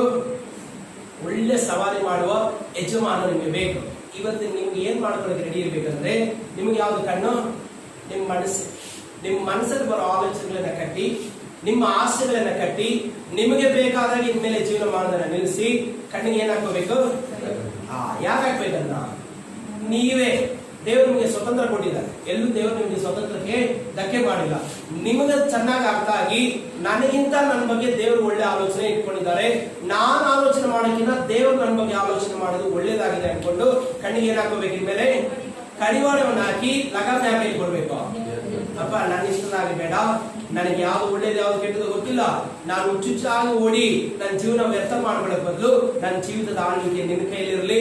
ನಾನು ಕೂತ್ಕೊಳ್ಳೋದು ನಿಂಚಿಂತ, ನಾನು ನಡೆಯೋದು ನಿಂಚಿಂತ, ನಾನು ತಗೊಳ್ಳೋ ಪ್ರತಿಯೊಂದು ತೀರ್ಮಾನ ಇವತ್ತಿಂದ ನಿಂಚಿತಕ್ಕೆ ವಿಧೇಯವಾಗಿರ್ಲಿ. ಅಂದ್ರೆ ನಿಮ್ ಮೇಲೆ ಕೂತ್ಕೊಂಡು ಸವಾರ ಮಾಡೋ ದೇವರು ಅವರು ಎಲ್ಲವನ್ನು ಸೃಷ್ಟಿಸಿರುವ ದೊಡ್ಡ ದೇವರಾಗಿದ್ದಾರೆ. ಹಾಲೆಲೂಯಾ. ಎಷ್ಟು ಜನಕ್ಕೆ ಇವತ್ತ ಒಂದು ನಿರೀಕ್ಷೆ ಇದೆ. ಎಲ್ಲ ಇದುವರೆಗೂ ತಪ್ಪು ಮಾಡಿ ಶಿಕ್ಷೆಗೆ ಗುರಿಯಾಗಿದ್ರು, ಎಲ್ಲರಲ್ಲಿ ಸೋಲನೆ ಕಂಡಿದ್ರು.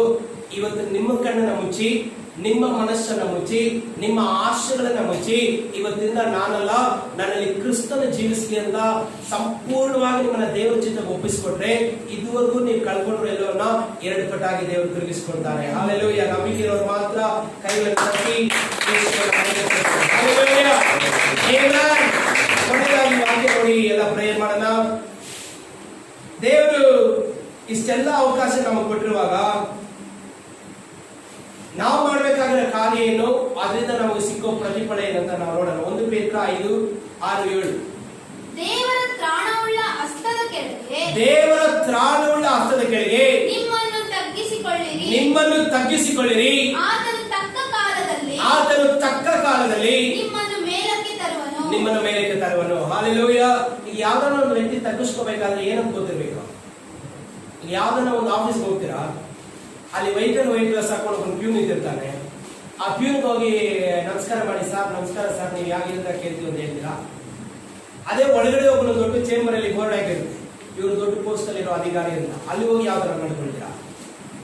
ಪ್ಯೂನ್ ಸಿಕ್ಕಿದ್ರೆ ಅವನು ಕೊಡ್ಬೇಕಾಗಿರೋ ಗೌರವ ಅವನಿಗೆ ಕೊಡ್ತಾರೆ. ಯಾಕೆಂದ್ರೆ ಅವನ ಲೆವೆಲ್ ಏನು, ಅವನ ಪ್ಯೂನ್ ಅಷ್ಟೇ. ಅವನೇನಂತ ಹೇಳ್ತಾರೆ, ಇದನ್ನೇನಪ್ಪ ಸಾಹೇಬ್ರ ಒಳಗಡೆ, ಕರೆಕ್ಟಾ? ಅದೇ ಅಲ್ಲಿರೋ ಚೀಫ್ ಆಫೀಸರ್ ಇದ್ರೆ ಅವ್ರ ಹತ್ರ ಹೋಗೋಷ್ಟೊಳಗೆ ಸರ್ ಒಳಗಡೆ ಬರ್ಬೋದಾ ಅಂತ ಕೇಳ್ಬಿಟ್ಟು ಒಳಗಡೆ ಹೋಗ್ತೀರಾ. ಅವ್ರ ಮುಂದೆ ಕೂತ್ಕೊಳ್ಳೋಕೆ ಮುಂಚೆ 10 ಸತಿ ಯೋಚನೆ ಮಾಡ್ತೀರಾ. ಅವರ ಪದವಿ, ಅವರ ಶಕ್ತಿ, ಅವರ ಅಧಿಕಾರಕ್ಕೆ ತಕ್ಕ ಹಾಗೆ ನೀವು ಅವರಿಗೆ ಗೌರವವನ್ನು ಕೊಡ್ತೀರಾ, ಹೌದಲ್ವಾ? ಈಗ ನೀವೇನು ತಿಳ್ಕೊಳ್ಬೇಕು? ಇಡೀ ಪ್ರಪಂಚಕ್ಕೆ ದೇವರ ಯಜಮಾನರಾಗಿದ್ದಾರೆ. ಹಾಲೆಲೂಯಾ. ನಿಮ್ಮ ಉಸಿರು ಯಾರ ಮೇಲಿದೆ? ನೀವು ಎಷ್ಟು ಜಿಮ್ ಮಾಡಿ ಬಿಲ್ಡ್ ಮಾಡಿದ್ರು, ಎಷ್ಟು ಒಳ್ಳೆ ಊಟ ತಿಂದ್ರು, ನೀವು ಎಷ್ಟು ಚೆನ್ನಾಗಿ ಕೇರ್ಫುಲ್ ಆಗಿ ಕಾಪಾಡ್ಕೊಂಡ್ರು, ನಿಮ್ಮ ಆಯುಸ್ಸು ಇರ್ಬೇಕಂತ ದೇವರು ಹೇಳಿದ್ರೆ ನೀವು ಇದ್ದೀರಾ. ನಿಮ್ಮ ಆಯುಸ್ಸು ಸಾಕಂತ ದೇವರು ಹೇಳಿದ್ರೆ ಅದನ್ನ ದೇವರು ಮುಗಿಸ್ಬಿಟ್ಟಿದ್ದಾರೆ. ಅವಾಗ ನಾವು ಯಾರಿಗೆ ಜಾಸ್ತಿ ಭಯ ಪಡಬೇಕು? ನಾವು ಯಾರಿಗೆ ವಿಧೇಯವಾಗಿರ್ಬೇಕು? ನಾವು ಜೀವಮಾನದ ದಿನವೆಲ್ಲ ಅವರ ಸಂಕಲ್ಪ ಏನ್ ನಮ್ಗೆ ಗೊತ್ತಾಗಿ ಅಂತ ತಿಳ್ಕೊಂಡು ಅವ್ರಿಗೆ ಒಪ್ಪಿಸ್ಕೊಡ್ಬೇಕು. ಇಲ್ಲಿ ವಾಕ್ಯ ಹೇಳ್ತಾ ಇದೆ, ಅವರ ಬಲವಾದ ತ್ರಾಣುಳ್ಳ ಕರಗಳಲ್ಲಿ ನಮ್ಮನ್ನು ನಾವೇ ತಗ್ಗಿಸ್ಕೊಳ್ಳೋದಕ್ಕೆ ಅರ್ಥ ಏನು? ಅವ್ರಿಗೆ ನಾನು ಇನ್ಮೇಲೆ ಎದುರು ಮಾತಾಡಲ್ಲ, ಈಗ ಮಾಡ್ಕೊಂಡು ಬಂದ್ರೆ ಅಷ್ಟೇ. 2ನೇದೇನು? ಕಾರಣ ಹೇಳಲ್ಲ. 3ನೇದೇನು? ಅಶ್ರದ್ಧೆಯಾಗಿ ಜೀವನ ಮಾಡಲ್ಲ. ನಾವೇನ್ ಮಾಡ್ತೀವಿ? ಆಯ್ತು ಮಾಡ್ಬಿಡ್ತೀವಿ. ಓಕೆ ಅಂತ ರೆಡಿ. ಆದ್ರೆ ಮಾಡಿರೋದೇನೋ ಏನಿಲ್ಲ. ಅವಾಗ ದೇವ್ರ ಮುಂದೆ ನಾವು ಯಾವ ತರ ಕಾಣಿಸ್ತೀವಿ? ನಮ್ಮನ್ನ ಹೆಚ್ಚಿಸ್ಕೊಂಡಿದ್ದೀವಿ. ಹಾಲೆಲೂಯಾ. ಅಲ್ಲಿ ದೇವ್ರ ವಾಕ್ಯ ಹೇಳ್ತಾರೆ, ನಿಮ್ಮನ್ನ ತಗ್ಗಿಸ್ಕೊಳ್ಳೋಕೆ ನೀವು ಸರಿಯಾಗಿದ್ರೆ ತಕ್ಕ ಕಾಲದಲ್ಲಿ ನಿಮ್ಮನ್ನ ಎಲ್ಲಿ ತರ್ತಾರೆ ದೇವರು? ಒಂದು ಒಳ್ಳೆ ಮೇಲಿನ ಸ್ಥಿತಿಗೆ ತರ್ತಾರೆ. ಎಷ್ಟು ಜನ ಮೇಲೆ ಬರಬೇಕಂತಿದ್ದೀರಾ? ಈ ಮ್ಯಾನ್ಸ್ ಸಾಯದೊಳಗೆ ಒಂದು ದೊಡ್ಡ ಸಾಕ್ಷಿಯಾಗಿ ಜೀವನ ಮಾಡಿ ದೇವರ ಸಂಕಲ್ಪವನ್ನು ಈಡೇರಿಸಿ ಅವರ ಬರುವಿಕೆಗೆ ನಾವು ನಿರ್ದೋಷಿಗಳಾಗಿ ದೇವರ ಮುಂದೆ ಕಾಣಬೇಕು. ಹಾಲೆಲೂಯಾ. ಇದುವರೆಗೂ ನಿಮ್ಮ ಜೀವನದಲ್ಲಿ ಏನ್ ನಡೆದಿದ್ರು ಅದಕ್ಕೆ ಭಯ ಪಡೋ ಅಗತ್ಯ ಇಲ್ಲ. ಆದ್ರೆ ಪಶ್ಚಾತ್ತಾಪದಿಂದ ದೇವರ ಇದುವರೆಗೂ ನನಗೆ ಬೇಕಾಗಿರೋ ತರ ನಾನು ನಡ್ಕೊಂಡಿದ್ದೀನಿ, ಮೊಂಡಾಗಿ ಜೀವನ ಮಾಡಿದ್ದೀನಿ, ನೀವು ಹೇಳಿರೋ ಮಾತನ್ನ ನಾನು ಕರೆಕ್ಟ್ ಆಗಿ ತಿಳ್ಕೊಳ್ಳದೆ ವಿಧೇಯತ್ವದಲ್ಲಿ ಅದಕ್ಕೆ ಗೌರವ ಕೊಡದೆ ಅದನ್ನ ಎದುರು ತಿರುಗಿ ನಾನು ಮಾಡಿದ್ದೀನಿ. ಇವತ್ತಿನಿಂದ ನಾನು ನಿಮ್ ಕರೆಗಳಿಗೆ ನನ್ನ ಜೀವಿತವನ್ನು ಕೊಡ್ತೀನಿ. ನಿಮ್ ಚಿತ್ತ ನನ್ನ ಜೀವನದಲ್ಲಿ ನೆರವೇರಲಿ. ಹಾಲೆಲೂಯಾ. ಅದೆಲ್ಲ ಕಣ್ಣನ್ನು ಮುಚ್ಚಿ ದೇವರ ಸಮ್ಮುಖದಲ್ಲಿ ಪರಿಪೂರ್ಣವಾಗಿ ನಮ್ಮನ್ನು ಒಪ್ಪಿಸಿಕೊಳ್ಳೋಣ. ಯೇಸುವೇ, ನನ್ನ ಜೀವನದಲ್ಲಿ ನಿನ್ ಚಿತ್ತ ನೆರವೇರಲಿಯಪ್ಪ. ಅನೇಕ ಕಷ್ಟ, ವೇದನೆ, ಸಮಸ್ಯೆಗಳ ಮಧ್ಯದಲ್ಲಿ ನಾನು ಹಾದು ಹೋಗ್ತಾ ಇದ್ರು. ಇವತ್ತು ನಾನು ಸ್ಪಷ್ಟವಾಗಿ ತಿಳ್ಕೊಂಡಿದ್ದೀನಿ, ಇದುವರೆಗೂ ನಾನು ನನಗೆ ಬೇಕಾದ ಹಾಗೆ ಜೀವನ ಮಾಡಿದ್ದೀನಿ, ನನಗೆ ಬೇಕಾದ ಹಾಗೆ ನಾನು ನಡ್ಕೊಳ್ಳೋದಕ್ಕೋಸ್ಕರ ಎಷ್ಟೋ ಸಾರಿ ನೀವು ಎಚ್ಚರಿಕೆ ಕೊಟ್ಟರು ನಾನು ಅದನ್ನ ತಿರಸ್ಕಾರ ಮಾಡಿದ್ದೀನಿ. ನಾನು ಮಾಡಬೇಕಾಗಿರೋ ಕಾರ್ಯ ಏನು ಅಂತ ನಿಮ್ಮನ್ನ ತಿಳ್ಕೊಳ್ಳದಿರಾ ನನ್ನ ಮನಸ್ಸಿಗೆ ಬೇಕಾದ ಹಾಗೆ ನಾನು ನಡ್ಕೊಂಡಿದ್ದೀನಿ. ಆದ್ರೆ ಇವತ್ತಿನಿಂದ ನನ್ನ ಪ್ರಾಣ, ಆತ್ಮ, ಶರೀರಗಳನ್ನ, ನನ್ನ ಜೀವನದ ಎಲ್ಲ ನಿರ್ಧಾರಗಳನ್ನ ನಿನ್ನ ಹಿಡಿದಕ್ಕೆ ಒಪ್ಪಿಸ್ತಾ ಇದ್ದೀನಿ. ಯೇಸುವೇ, ನನ್ನ ನಿನ್ನ ಚಿತ್ರದ ಪ್ರಕಾರ ದಾರಿ ನಡೆಸು. ಎಲ್ಲದರಲ್ಲಿಯೂ ನಿನ್ನ ಚಿತ್ತನದಲ್ಲಿ ನೆರವೇರಲಿ. ಇದುವರೆಗೂ ನಾನು ಮಾಡುವ ತಪ್ಪುಗಳನ್ನು ಮನ್ನಿಸಿ ನಿನ್ನ ವಾಕ್ಯದಲ್ಲಿ ಇರುವ ಪ್ರಕಾರ ನನಗೆ ಅಸಾಧ್ಯವಾದದ್ದು ಉಂಟೋ ಅಂತ ಕೇಳಿರುವ ದೇವರು, ಅಪ್ಪ ನಿಮ್ಗೆ ಯಾವುದು ಅಸಾಧ್ಯವಿಲ್ಲ. ನನ್ನ ಒಂದು ಸಾರಿ ಕ್ಷಮಿಸಿ, ನನ್ನ ಜೀವನದಲ್ಲಿ ಇನ್ಮೇಲೆ ನಿನ್ನ ಚಿತ್ರದ ಪ್ರಕಾರ ನನ್ನ ದಾರಿ ನಡೆಸಿ. ನಾನು ಕಳ್ಕೊಂಡಿರುವ ಸಮಾಧಾನ, ನಾನು ಕಳ್ಕೊಂಡಿರುವ ನಿನ್ನ ಕೃಪೆ, ನಾನು ಕಳ್ಕೊಂಡಿರುವ ಆಶೀರ್ವಾದಗಳನ್ನ ಮತ್ತೆ ಹೇರಳವಾಗಿ ನಾನು ಕಾಣುವ ಹಾಗೆ, ಅನುಭವಿಸುವ ಹಾಗೆ ನನಗೆ ಈ ದಿನದಲ್ಲಿ ಕೃಪೆ ಕೊಡಿ. ಒಂದು ಅದ್ಭುತ ನಡೆಯಿಸುವ. Thank you lord. ಒಳ್ಳೆ ಸಮಯ ನಿಮ್ಮನ್ನು ನೀವೇ ದೇವರ ಕರೆಗಳಲ್ಲಿ ಒಪ್ಪಿಸಿಕೊಡಿ. ಪಶ್ಚಾತ್ತಾಪ ಪಡುವ ಹೃದಯ ದೇವರಿಗೆ ಇಷ್ಟವಾಗಿರಬೇಕಿಲ್ಲ.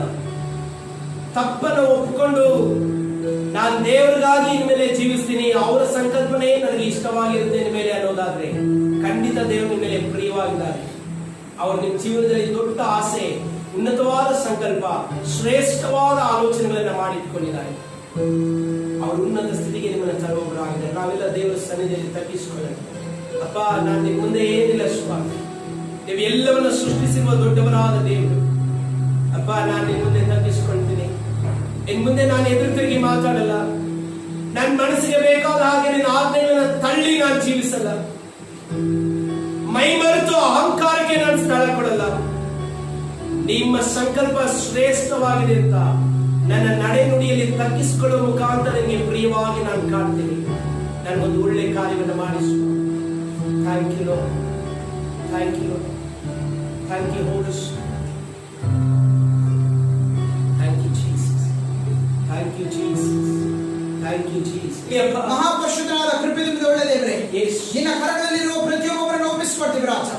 ನಿನ್ನ ಕರಗಳಲ್ಲಿ ತಗ್ಗಿಸಿಕೊಂಡವರಾಗಿ, ನಿನ್ನಲ್ಲಿ ವಿಧೇಯತ್ವದಿಂದ ನಡೆದುಕೊಂಡು, ಎಲ್ಲ ಕಾರ್ಯದಲ್ಲಿಯೂ ಪರಿಶುದ್ಧತೆಯನ್ನು ಕಾದುಕೊಂಡವರಾಗಿ, ಸತ್ಯದ ಆತ್ಮವನ್ನು ಹೊಂದಿಕೊಂಡು ಸತ್ಯದ ಮಾರ್ಗದಲ್ಲಿ ನಡೆಯುವವರಾಗಿ, ಎಲ್ಲ ಕಾರ್ಯದಲ್ಲಿ ನಿನ್ನ ಕೃಪೆಗೂ ನೀನಿಟ್ಟಿರುವ ಮಹಾ ಅದ್ಭುತಗಳಿಗೂ ಪಾತ್ರರಾಗುವಂತೆ ಕೃಪೆ ಮಾಡು.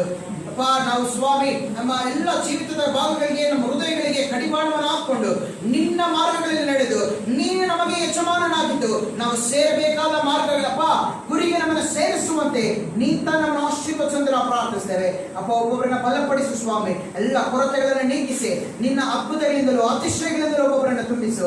ಒಬ್ಬೊಬ್ಬರ ತಲೆಯಿಂದ ಪಾದ ಸಕಲ ಅನಾರೋಗ್ಯಗಳಿಂದ ವ್ಯಾಧಿಗಳನ್ನು ಲಯಪಡಿಸಿ, ಯಾವ ಸೋಂಕು ಯಾವ ವ್ಯಾಧಿಯು ಯಾರನ್ನು ಮುಟ್ಟದ ಹಾಗೆ ನಿಂತಾನೆ ಕಾದು ನಡೆಸು ರಾಜ.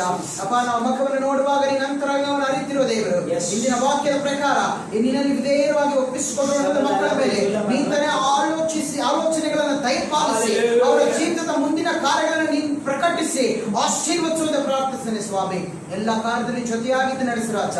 ನಿಂತಾನೆ ಎಲ್ಲ ಕೊರತೆಗಳನ್ನು ನೀಗಿಸಿ ಅದ್ಭುತಗಳನ್ನು ನಡೆಸಿ ಎಲ್ಲ ಕಾರ್ಯದಲ್ಲಿ ಸ್ವಾಮಿ ಸಾಕ್ಷಿಗಳಾಗಿ ಮಕ್ಕಳು ನಿಲ್ಲುವಂತ ಆಶೀರ್ವಾದ ಮಾಡು. ನಿನ್ನ ನಾಮ ಮಹಿಮೆ ಕೊಡುವುದಾಗಲಿ.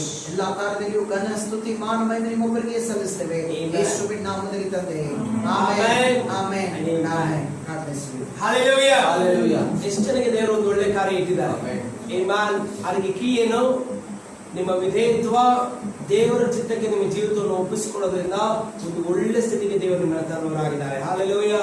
2020 ಏನು ಹೇಳಿ ಬಾಯಲ್ಲಿ 2020 ಅದಕ್ಕೆ ಅರ್ಥ ಏನು? ಯಾವಾಗಲೂ ಯೋಚನೆ ಮಾಡಿ. ಅರ್ಧ ಭಾಗ ಇದುವರೆಗೂ ಕಷ್ಟವಾಗಿ ಕಳೆದಿದ್ದೀವಿ. ಈ ತಿಂಗಳು, ಈ ವರ್ಷಕ್ಕೆ ವರ್ಷದಲ್ಲಿ ಎಷ್ಟು ತಿಂಗಳು? 12 ತಿಂಗಳು. 12ರಲ್ಲಿ ಎಷ್ಟು ತಿಂಗಳಾಗಿದೆ ಇವಾಗ? 6 ತಿಂಗಳಲ್ಲಿ ಏನ್ ನೋಡ್ಕೊಂಡು ಬಂದಿದ್ದೀವಿ? ಎಲ್ಲ ಕಷ್ಟ, ಕರೋನಾ, ಚಿಂತೆ, ಕೆಲಸ ಹೋಯ್ತು, ಕಣ್ಣೀರಿತ್ತು, ಇದನ್ನೇ ನೋಡಿದೀವಿ.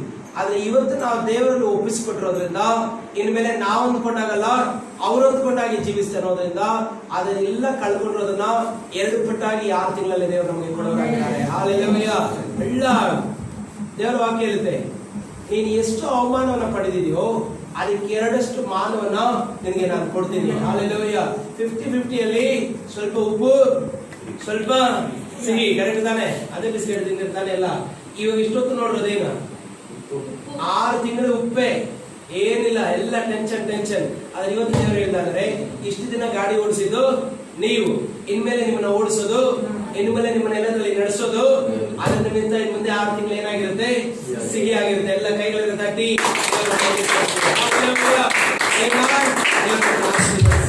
ನನ್ನ ಮನೆವೇ ಯೆಹೋವನನ್ನು ಕೊಂಡಾಡು, ನನ್ನ ಸರ್ವೇಂದ್ರಿಗಳೇ ಆತನ ಭೋಜನ ನಾಮವನ್ನು ಕೀರ್ತಿಸಿರಿ. ನನ್ನ ಮನೆವೇ ಯೆಹೋವನನ್ನು ಕೊಂಡಾಡು, ಆತನು ಮಾಡಿದ ಸಕಲ ಉಪಕಾರಗಳಲ್ಲಿ ಒಂದನ್ನು ಮರೆಯಬೇಡಿ. Amen, amen, amen. ನಾವೆಲ್ಲ ದೇವರ ಆಶೀರ್ವಾದವನ್ನು ಹೊಂದಿಕೊಳ್ಳೋಣ. ನಮ್ಮ ಕರ್ತನಾದ ಯೇಸು ಕ್ರಿಸ್ತನ ಕೃಪೆಯು, ತಂದೆ ದೇವರ ಪ್ರೀತಿಯು, ಪರಿಶುದ್ಧಾತ್ಮರ ಅನ್ಯೋನ್ಯತೆಯು, ಐಕ್ಯತೆಯು, ಸಹವಾಸವು ನಿಮ್ಮೆಲ್ಲರ ಸಂಗಡ ಕರ್ತರ ಬರುವಿಕೆವರೆಗೂ ಶಾಶ್ವತವಾಗಿರಲಿ. ದೇವರ ಸಂಕಲ್ಪ ಪರಿಪೂರ್ಣವಾಗಿ ನಿಮ್ಮ ಜೀವಿತಗಳಲ್ಲಿ ನೆರವೇರಲಿ. Amen, amen, amen. God bless you. Hallelujah.